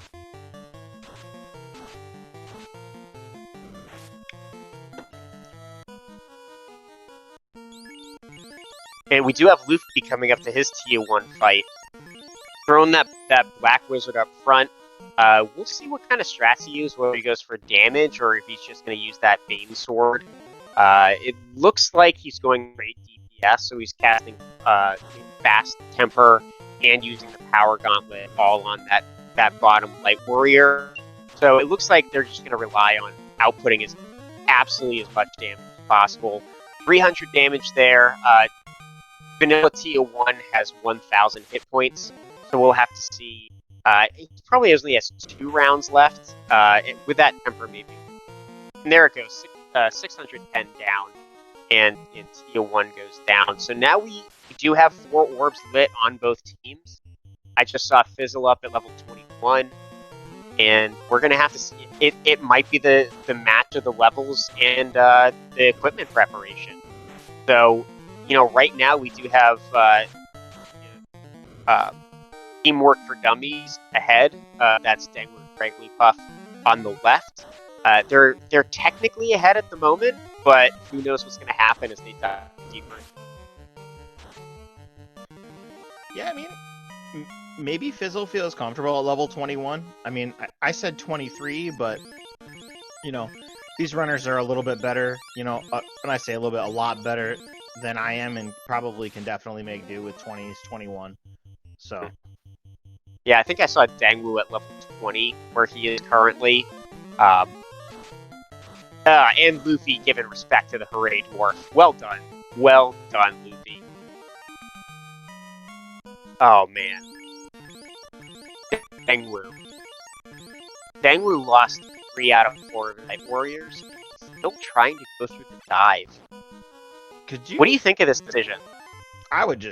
If I'm in Dangwu's position, I know what's ahead. There's no information to be gained from this, and so I would just reset. But yeah, that's what I'm feeling too. I'm not like there's no way to warp out. There's no way to do the reset. Greg's about to hit Lich 2 himself. We'll see if his fight goes any better. But who knows? We have dueling Lich 2 and Carry 2 fights. That was a big crit from Gregglypuff to get down Lich 2 before getting nuked. That's huge. It's going to save him a lot of time heal potting. Well, not to mention the fact that he has 4 Light Warriors up, whereas Dangwu only has 1. Dangwu takes down Carry 2. Power Gauntlet, Defense Sword, X-Cal. Maybe he thinks he's going to need to get turn order against Kraken, though. I mean, he can it's definitely possible to win. It's definitely possible. It's just, it's the probability, especially since he got taken down so early in the dungeon, and Greg is already behind. Yeah, that might be the decision of the match right there. Yeah, here we go. Okay, Dang cutting his losses while he's behind. That's good. Like, that unrunnable water pack for Dang right there, he was probably going to lose a bunch of health. And, yeah, that was a good reset. Yeah. Yeah, and I think, again, it's a matter of a lot of these rolls. I mean, there's a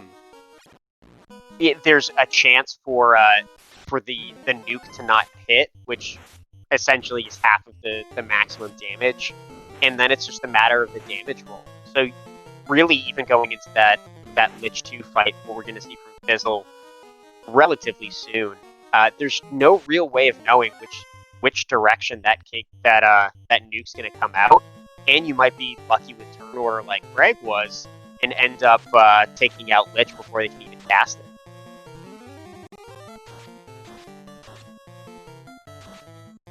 I mean, obviously that's what you're hoping for, and Dangwu just needs to get some of these encounter tables a little bit taken care of here, because he is just getting the business on these encounters. Unrunnable worms, unrunnable gas Ds, just costing him a bunch of heal pots here. Good use of the black shirt though, knowing those gas Ds are weak to ice. His black mage is going down here, you know. Yeah, and Caleb pointing out in chat. Just another one. Oh, and he's only at level 20. Yeah, that I don't know. The Caleb and Crabcake's talking about how many encounters you have to burn off in the hard reset to miss most of those unrunnable encounters, and those are the kinds of questions that really make the difference between experienced vanilla-ish runners and some people that are very new to vanilla-ish. Yeah, I had no idea. I know that I've read about people talking about you can burn encounters to avoid unrunnables in this dungeon, but that's good advice from Crabcakes and Caleb in chat. Well, we'll see if Luffy gets some good oof, and there's the new coming out, but oof and a high roll on it looks like their red wizard, but that is not going to be enough with only 12 HP left. Luffy makes it through Lich 2, and that's the first big hurdle, and Gregglypuff pulling up the second big hurdle now with getting this Kraken 2 fight, getting out a low swing from that first fighter, getting an ink, which is a nice free turn for his party. Dang, putting out 500. Both mages and resets. Ugh. Yeah, it looks like Greg's gonna make it. That might be a commentator's. But Kraken only has like 200 HP left to go, and punched and didn't even knock down that top fighter. So it looks like the black wizard. It looks like we're gonna end up seeing a TITHU fight in the near future. That black wizard really only has one job in a Kraken fight. Cast fast. Yep. That's it. Yep. Fast. And hope that you get turn order enough to get fast out before you get punched. So good use of rearranging their party members as well. It looks like Greg's on that TIA floor. We'll see if he ends up heading south towards that massa box. If he has the extra time, or if he's going to sit here and take down TIA 2. He's going for the massa box. We're going for the massa. You know, I think this is an interesting play. My biggest fear at the moment with this, but I guess I have two fears. Number one is, you know, making sure you have enough of your spell cast to be able to not only get to Massa and back, and take out TIA 2 and Chaos. But the other issue is you gotta have enough healing to get down there, and whether or not that Massa is actually going to make enough of a difference to warrant all of this time.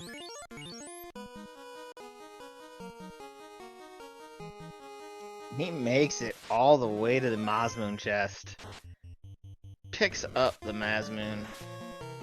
But who's he going to put it on? So it looks like that's second fighter. Oh, using warp. I like that. Warp, I like warp that. here is, Using the warp here is really good. Yeah. I saw him go for warp. I'm like, are we warping out? Gonna save the Mazza? No, I'm just kidding. I finally did it! I won the dungeon! I've got a shiny weapon! That's not how you would. Yeah, but we're gonna see. I mean, yes, Massa has a great damage output, but it's really about the crit for some of these last feeds. Hey Luffy, looks like you've been thunderstruck.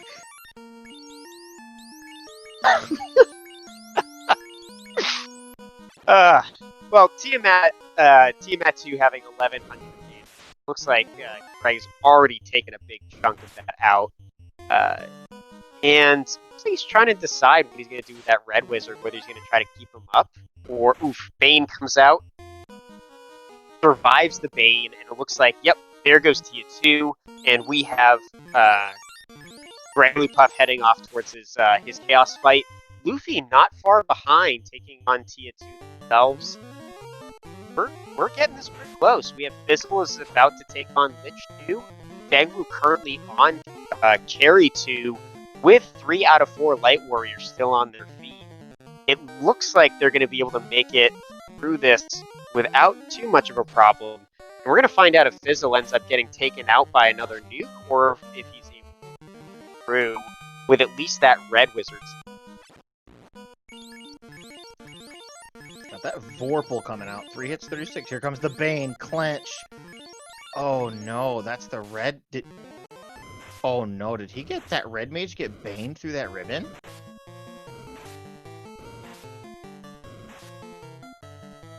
That's devastating for the end of this. Do you have? I mean, I think you could do it though. At this point, you don't have that many encounters left. You have the Vorpal, you have the Defense Sword, you have the Power Gauntlet. You have both knights up, one to take punches, one to buff up.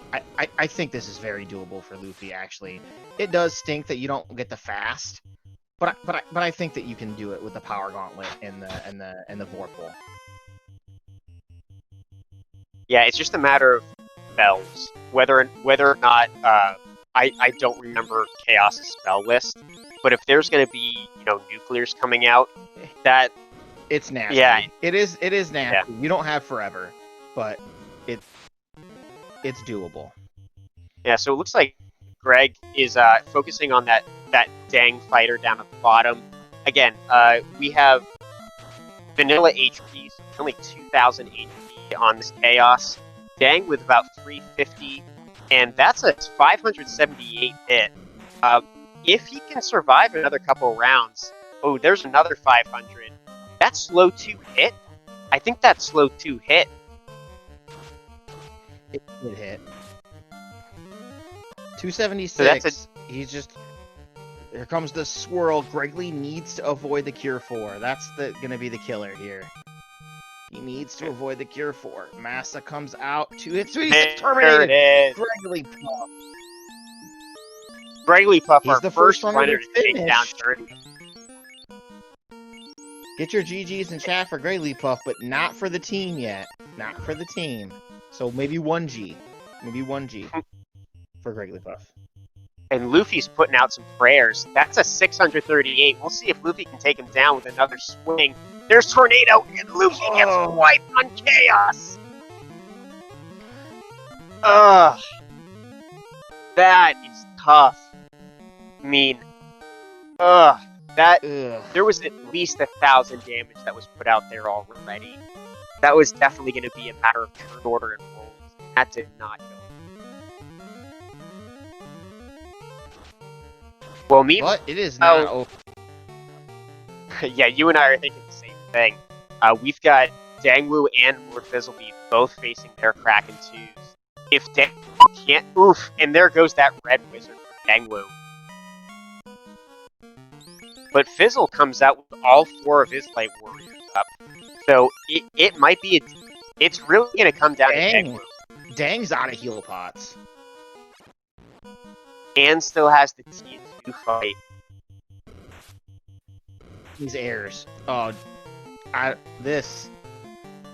Dang is reset. These airs. Yeah, are beating him up. There's no conceivable way with 200 HP that you can get through Tia and Chaos. Well, okay. So there is like a 0.01% chance that you could. Yeah, where's the Crab Kicks chat? Where's the heal stick when you need it? Like you could get into an encounter and defense up against like worms and then heal stick to get back up. But there's a conceivable way where he just gets really good turn order against Tiamattu and then gets Chaos into a crit loop. Or like he gets double crit loops. But yeah, that's probably not gonna happen. Is he going to try to grind something, or is he going to pick up something?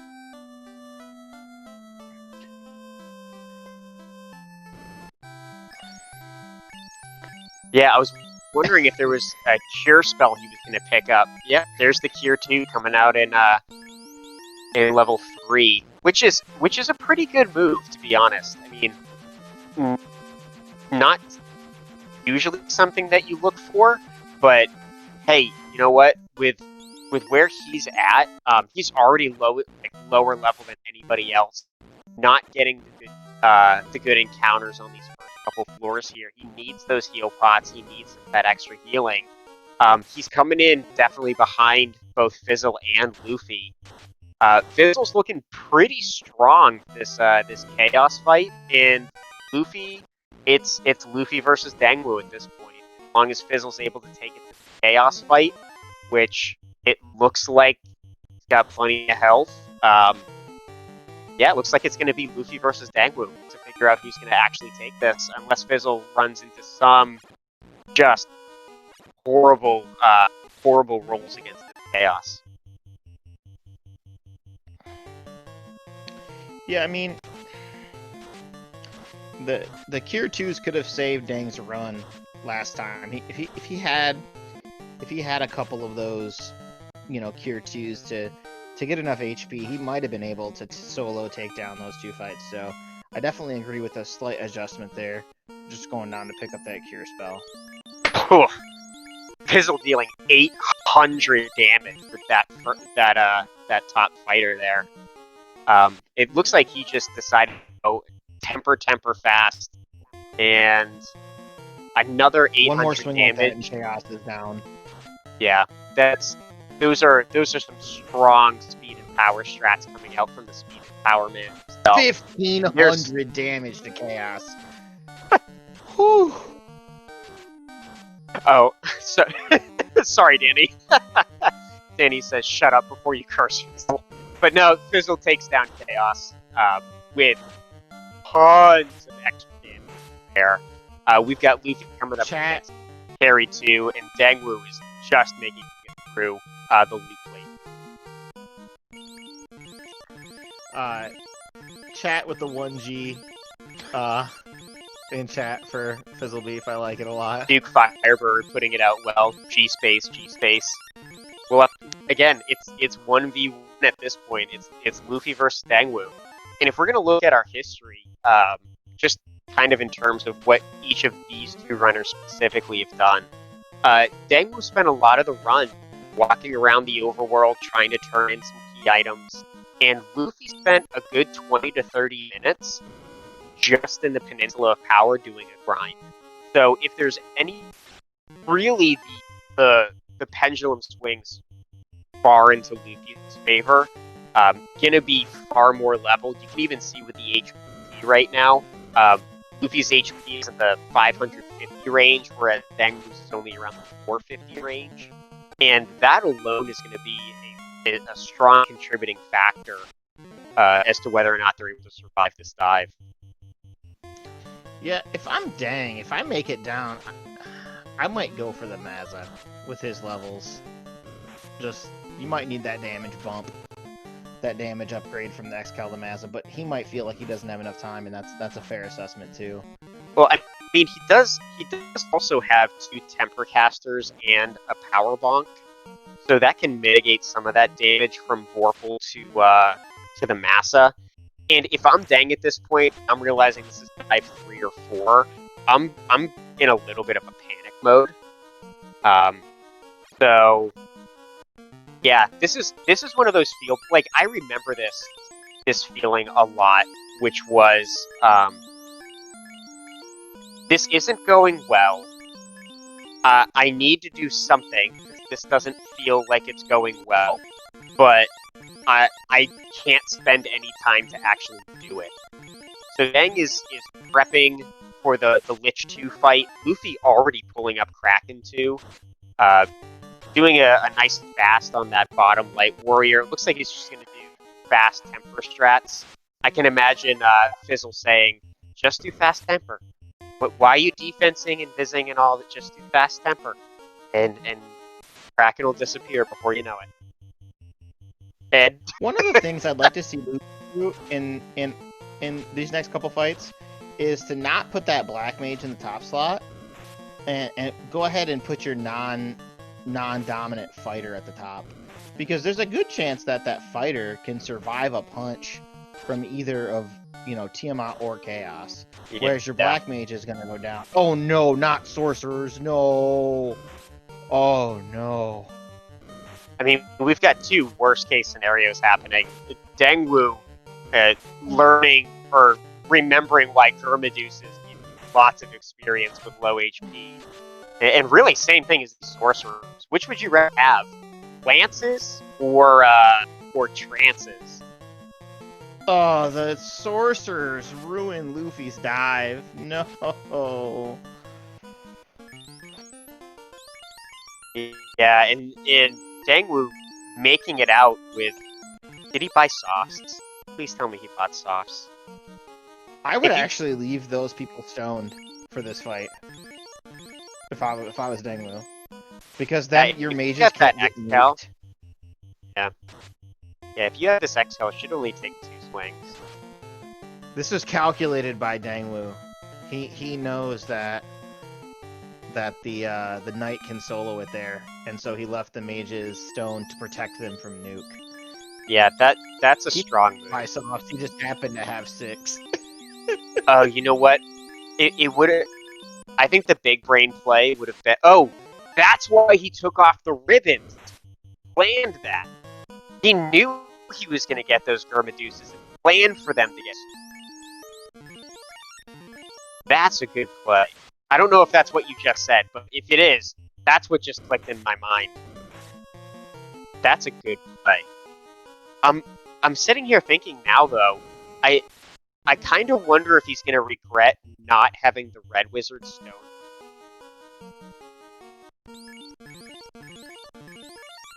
Because the Red Wizard's not going to do too much damage, but if that Red Wizard goes down, that's your only life caster.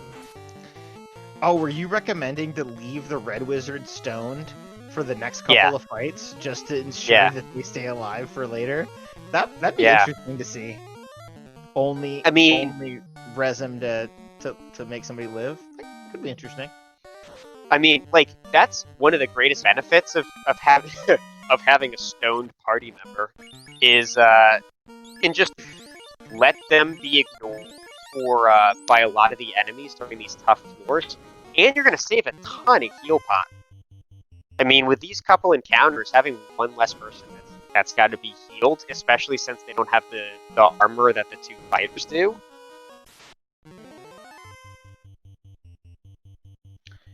And just for reference here, DVS is referring to characters with the status of stone. Final Fantasy Randomizer community or SpeedGaming does not judge you for what recreational activities you participate in.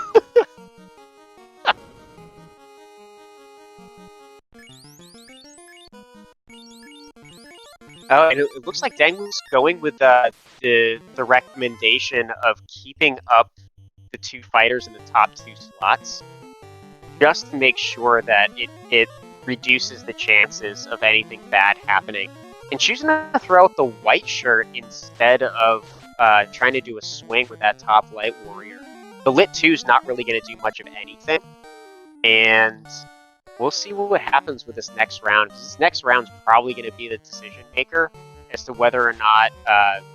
Oof, that's an unfortunate turn order. You wanted Cake to go last if possible, and now it's really up to Kraken. That's exactly who you want. Kraken to punch. Lit 3 comes out. That's not going to do anything. And now once again, it's turn order to see whether or not Cake is going to be able to swing and take out Kraken before Kraken can do Kraken things. Kraken throws out Ink, which is exactly what you want to see. I can anticipate that Kraken's going to go down on this swing. And there it goes. Kraken is down. Luffy just took down Lich 2. Dangwoo finally has all 4 Light Warriors going up into the Tia floor with some extra heal pots to spare. And now we're looking at a real possibility from Dangwoo here through this particular dive, as Luffy is pretty hot on his tails heading into this very fight. Yeah, and Luffy made it out with the skin on the Red Mage's teeth. 8 HP the Red Mage had at the end of that Lich fight.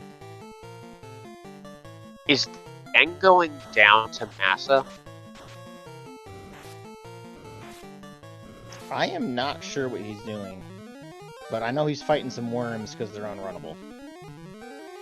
Luffy leaving the Knights at the top for this carry fight. I hope to see him do that in the Kraken fight as well. You really want to be able to stack those tempers quickly and use those casts from that Black Mage. Whereas that secondary Knight isn't as important. It's your Vorpal wielding one that you're really concerned about. You know what makes me most nervous about this play from Dangwoo? It's not the damage output. It's not damage. It's heal pot. I'm worried about heal pot because he doesn't have many. He's only at level 21. Yeah, he's heading south. Stop full healing. This Massa play could cost Dang. Ugh.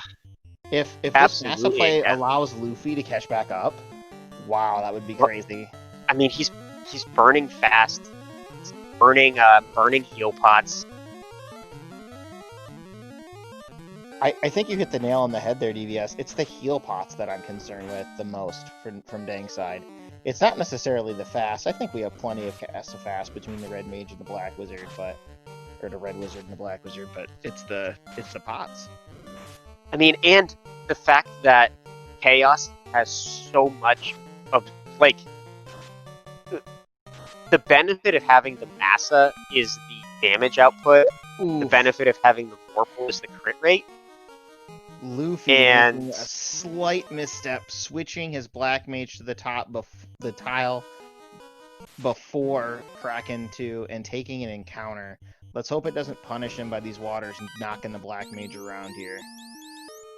Doesn't look like he's gonna escape without much trouble. That's good for him. But and Dangwoo gets his Massa Moon. I just don't know if it's. I don't know if that's the right decision. I mean, we always have that Team Massa versus Team Vorpal discussion. I would rather have the Vorpal in this situation than the Massa, but that's just me. How do you feel as someone who hates the Vorpal with passion? Well, I hate the Vorpal with the passion because I personally just count on things going wrong, and the Vorpal requires you to get critical hits. With the vanilla bosses like this, I like the Masamune, but when you're 2 hours in and your partner's already finished, I don't know if I would have taken the time. I'd be curious to pick Dang's brain why he went for it, because I even though my hatred of the my love for winning outweighs my hatred for the sword. So I think I probably just would have went for the Vorpal, but we'll see if it pays off for Dangwu. This is an incredible finish to this particular run. I mean, we've got matching TITHU fights here. We've got an under-leveled but slightly faster Dangwu against a higher leveled, less experienced runner in Luffy. We do get a rock gall encounter for Dangwu before he's able to get to the next floor. Luffy's going to take out down. Yeah, we're going to have dueling chaos fights here. We're absolutely going to have dueling chaoses, and it's really going to be a matter of how does this preparation go. Dangwu does have the heal pots to fully heal this whole party. It looks like Luffy's doing the same, dueling heal pots at the moment. We're going to have to see if Luffy picks up an encounter here, and we're going to have to find out. Picking up the early encounter, we're going to have to see if Dang can survive this. Pulling out a Ruse. So Ruse and Power Bonk as opposed to defense. And Luffy switching that Black Mage up to the top. We'll see. Power Bonk's Tempers. White shirts coming out from Dangwu. More Oof. And Chaos taking out that Black Mage before the Black Mage can cast fast. That's a huge unfortunate thing for Luffy, and that's Luffy just ran out of heals. That was the problem. Well, but he has also been focusing, like, Luffy's going for Power Bonk, whereas Dangwu is going 700 damage. I think Dangwu only has like maybe one more turn. That's 100 coming from Luffy. This might be a matter of Luffy. There's the crack coming out. This might be a matter of turn order. That's 454. It's not much. We got 51. Oh, here we go. Oh, Luffy got it! Luffy gets it! Luffy comes from behind! He sneaks in! The Massa play cost Dangwu! Oh, and Dangwu, seconds later, what a final couple seconds. Just Luffy doing and punching Dangwu, trying to get more of those tempers out. Seconds after Luffy, and we have Patch Island Fire taking match by only a few seconds. Let me see if I can go in and actually find out how close this match was. Wow, it looks like we have an official FFR bot time of 2 minutes, 14 minutes and 43 seconds. Island Track. And 2 hours, 14 minutes, and 7 for teamwork for Dummies. That is a 4-second difference. Hey, that was a good race. Hey, also GG, guys. Wow, what GG. A race. What a race. guys. Yeah. That's what happens when you're running, like, co-op with vanilla-ish XP scaling, and you're, like, desperate for EXP throughout the entire game. I mean, we knew where to find it. Everything was fine. Yeah, we were Yeah, I mean- fine. Yeah, I'm sure everything was great. Aside from the first, 40 minutes, everything was daisies. Yeah. It was all good. I love how I'm looking at the thing now and like Dangwu beat all of us into Topher.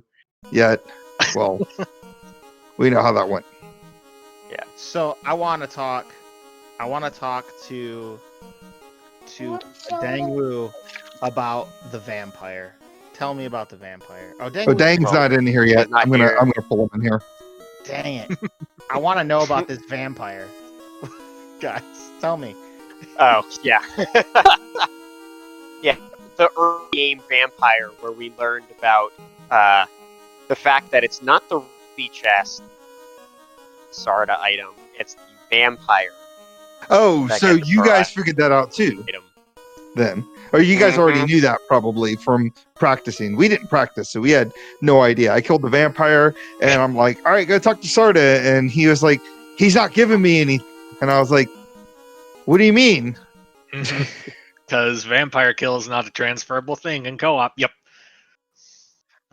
Us commentators found out at the exact same time that Greg and Dang did. Meanwhile, we did get a couple of the comments of like, well, we learned this back in this. Yeah.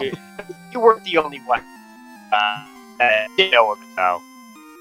But yeah, I want to talk about that first. You guys both talked about the first 40 minutes. You both have very different strategies in 40 minutes. Let's go with Trash Island first. Can you guys kind of outline what your first 40-minute strategy was? So we had a dream and a goal, and that dream and goal was the largest bag of money we could assemble.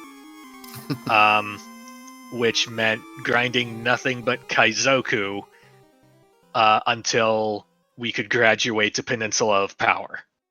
Okay. Hmm.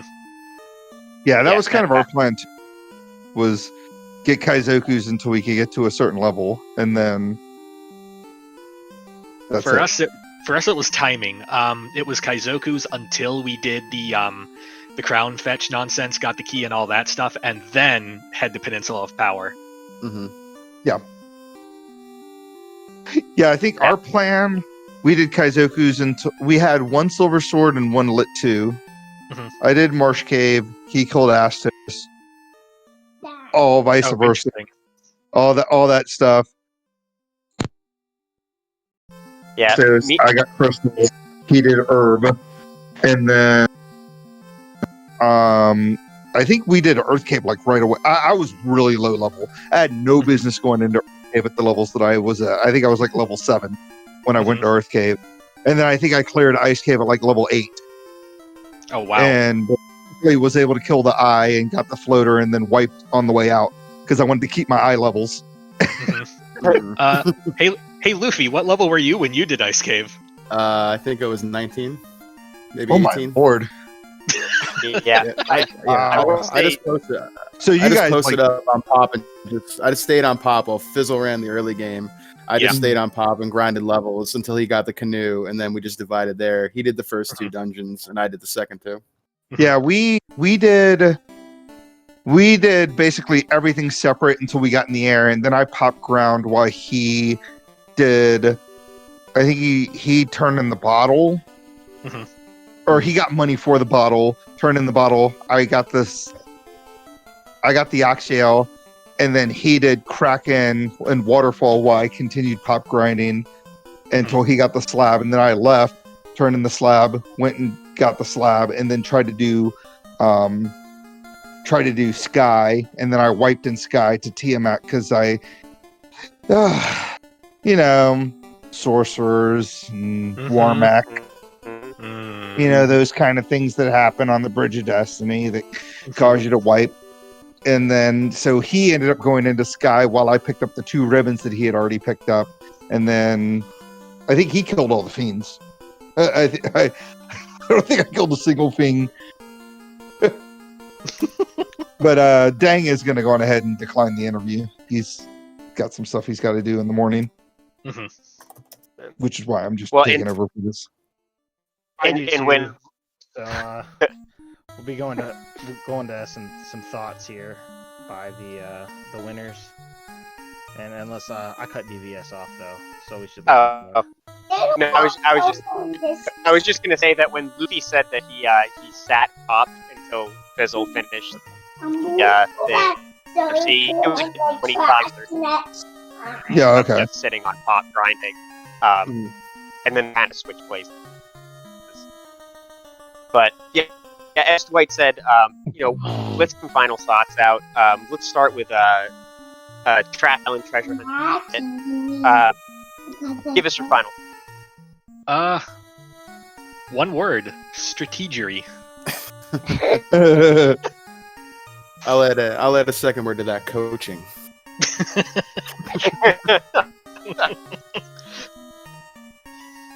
All right, Greg, give us your final thoughts for teamwork release. Yeah, I mean, I think that Dang and I did pretty well considering I was basically coaching him through the whole vanilla game. I'm a little bit more versed on our team on where everything is in the vanilla game than he is. That's no knock on him. It's just is what it is. But I think we did a great job just trying to make it all work and trying to divide and conquer. I think that was our kind of plan. The original plan was literally me killing the vampire, him getting the rod, and me killing Lich. But once we realized that he wasn't going to be able to get the rod because he hadn't killed the vampire yet, then we had to kind of switch that strategy around. He did ordeals while I did Ice Cave. I popped ground while he did, Waterfall and Sea Shrine, and then I tried to clear Sky.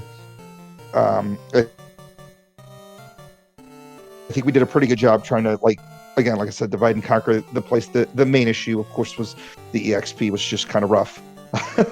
when you're either wiping out of places after getting key items, or you're just exiting or resetting out of key items. Overall, I think that was fun. I've been kind of very excited about doing a vanilla co-op run, so I'm glad we were able to do it, and I'm glad that Luffy and Fizzle took us up on the offer, and I appreciate Speed Gaming for having us, and Dwight and Davis for doing the old Camaronis. Cool. Thank you, Yeah, guys. we appreciate you guys too. It was an awesome race. It was awesome. Thanks to everybody in chat hanging out. Again, thank you for Speed Gaming for hosting us. Follow the runners, follow the crew tonight. We, join the Discord. Did I miss anything? We got anything else going on this week? Yeah, we do have. Well, first of all, I do want to thank Danny3883 for tracking for us tonight, and we do have a couple things on the schedule. First, we are Speed Gaming hosting the RTA Japan marathon throughout the past couple of days, and I think it goes another day or two. So we're always able to jump on Speed Gaming and watch a great run or two.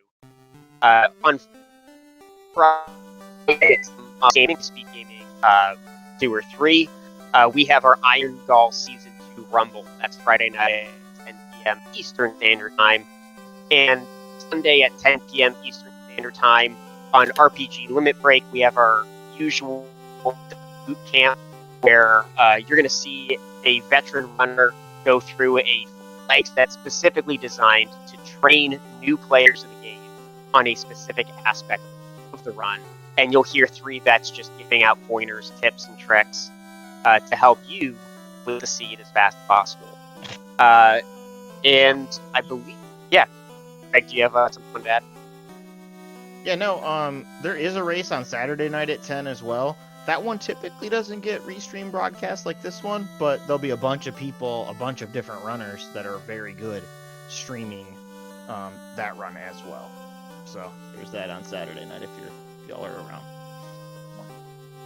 Awesome. Well, thank you again to everybody. Thank you to to Dwight, my co-comms, and Speed Gaming, as well as you guys out there watching. And we are going to call this. Thank you for joining us for this first match of our Double Dragon inaugural season. And keep an eye out for a run of Double Dragon. And we'll hope to see you around on Speed Gaming in the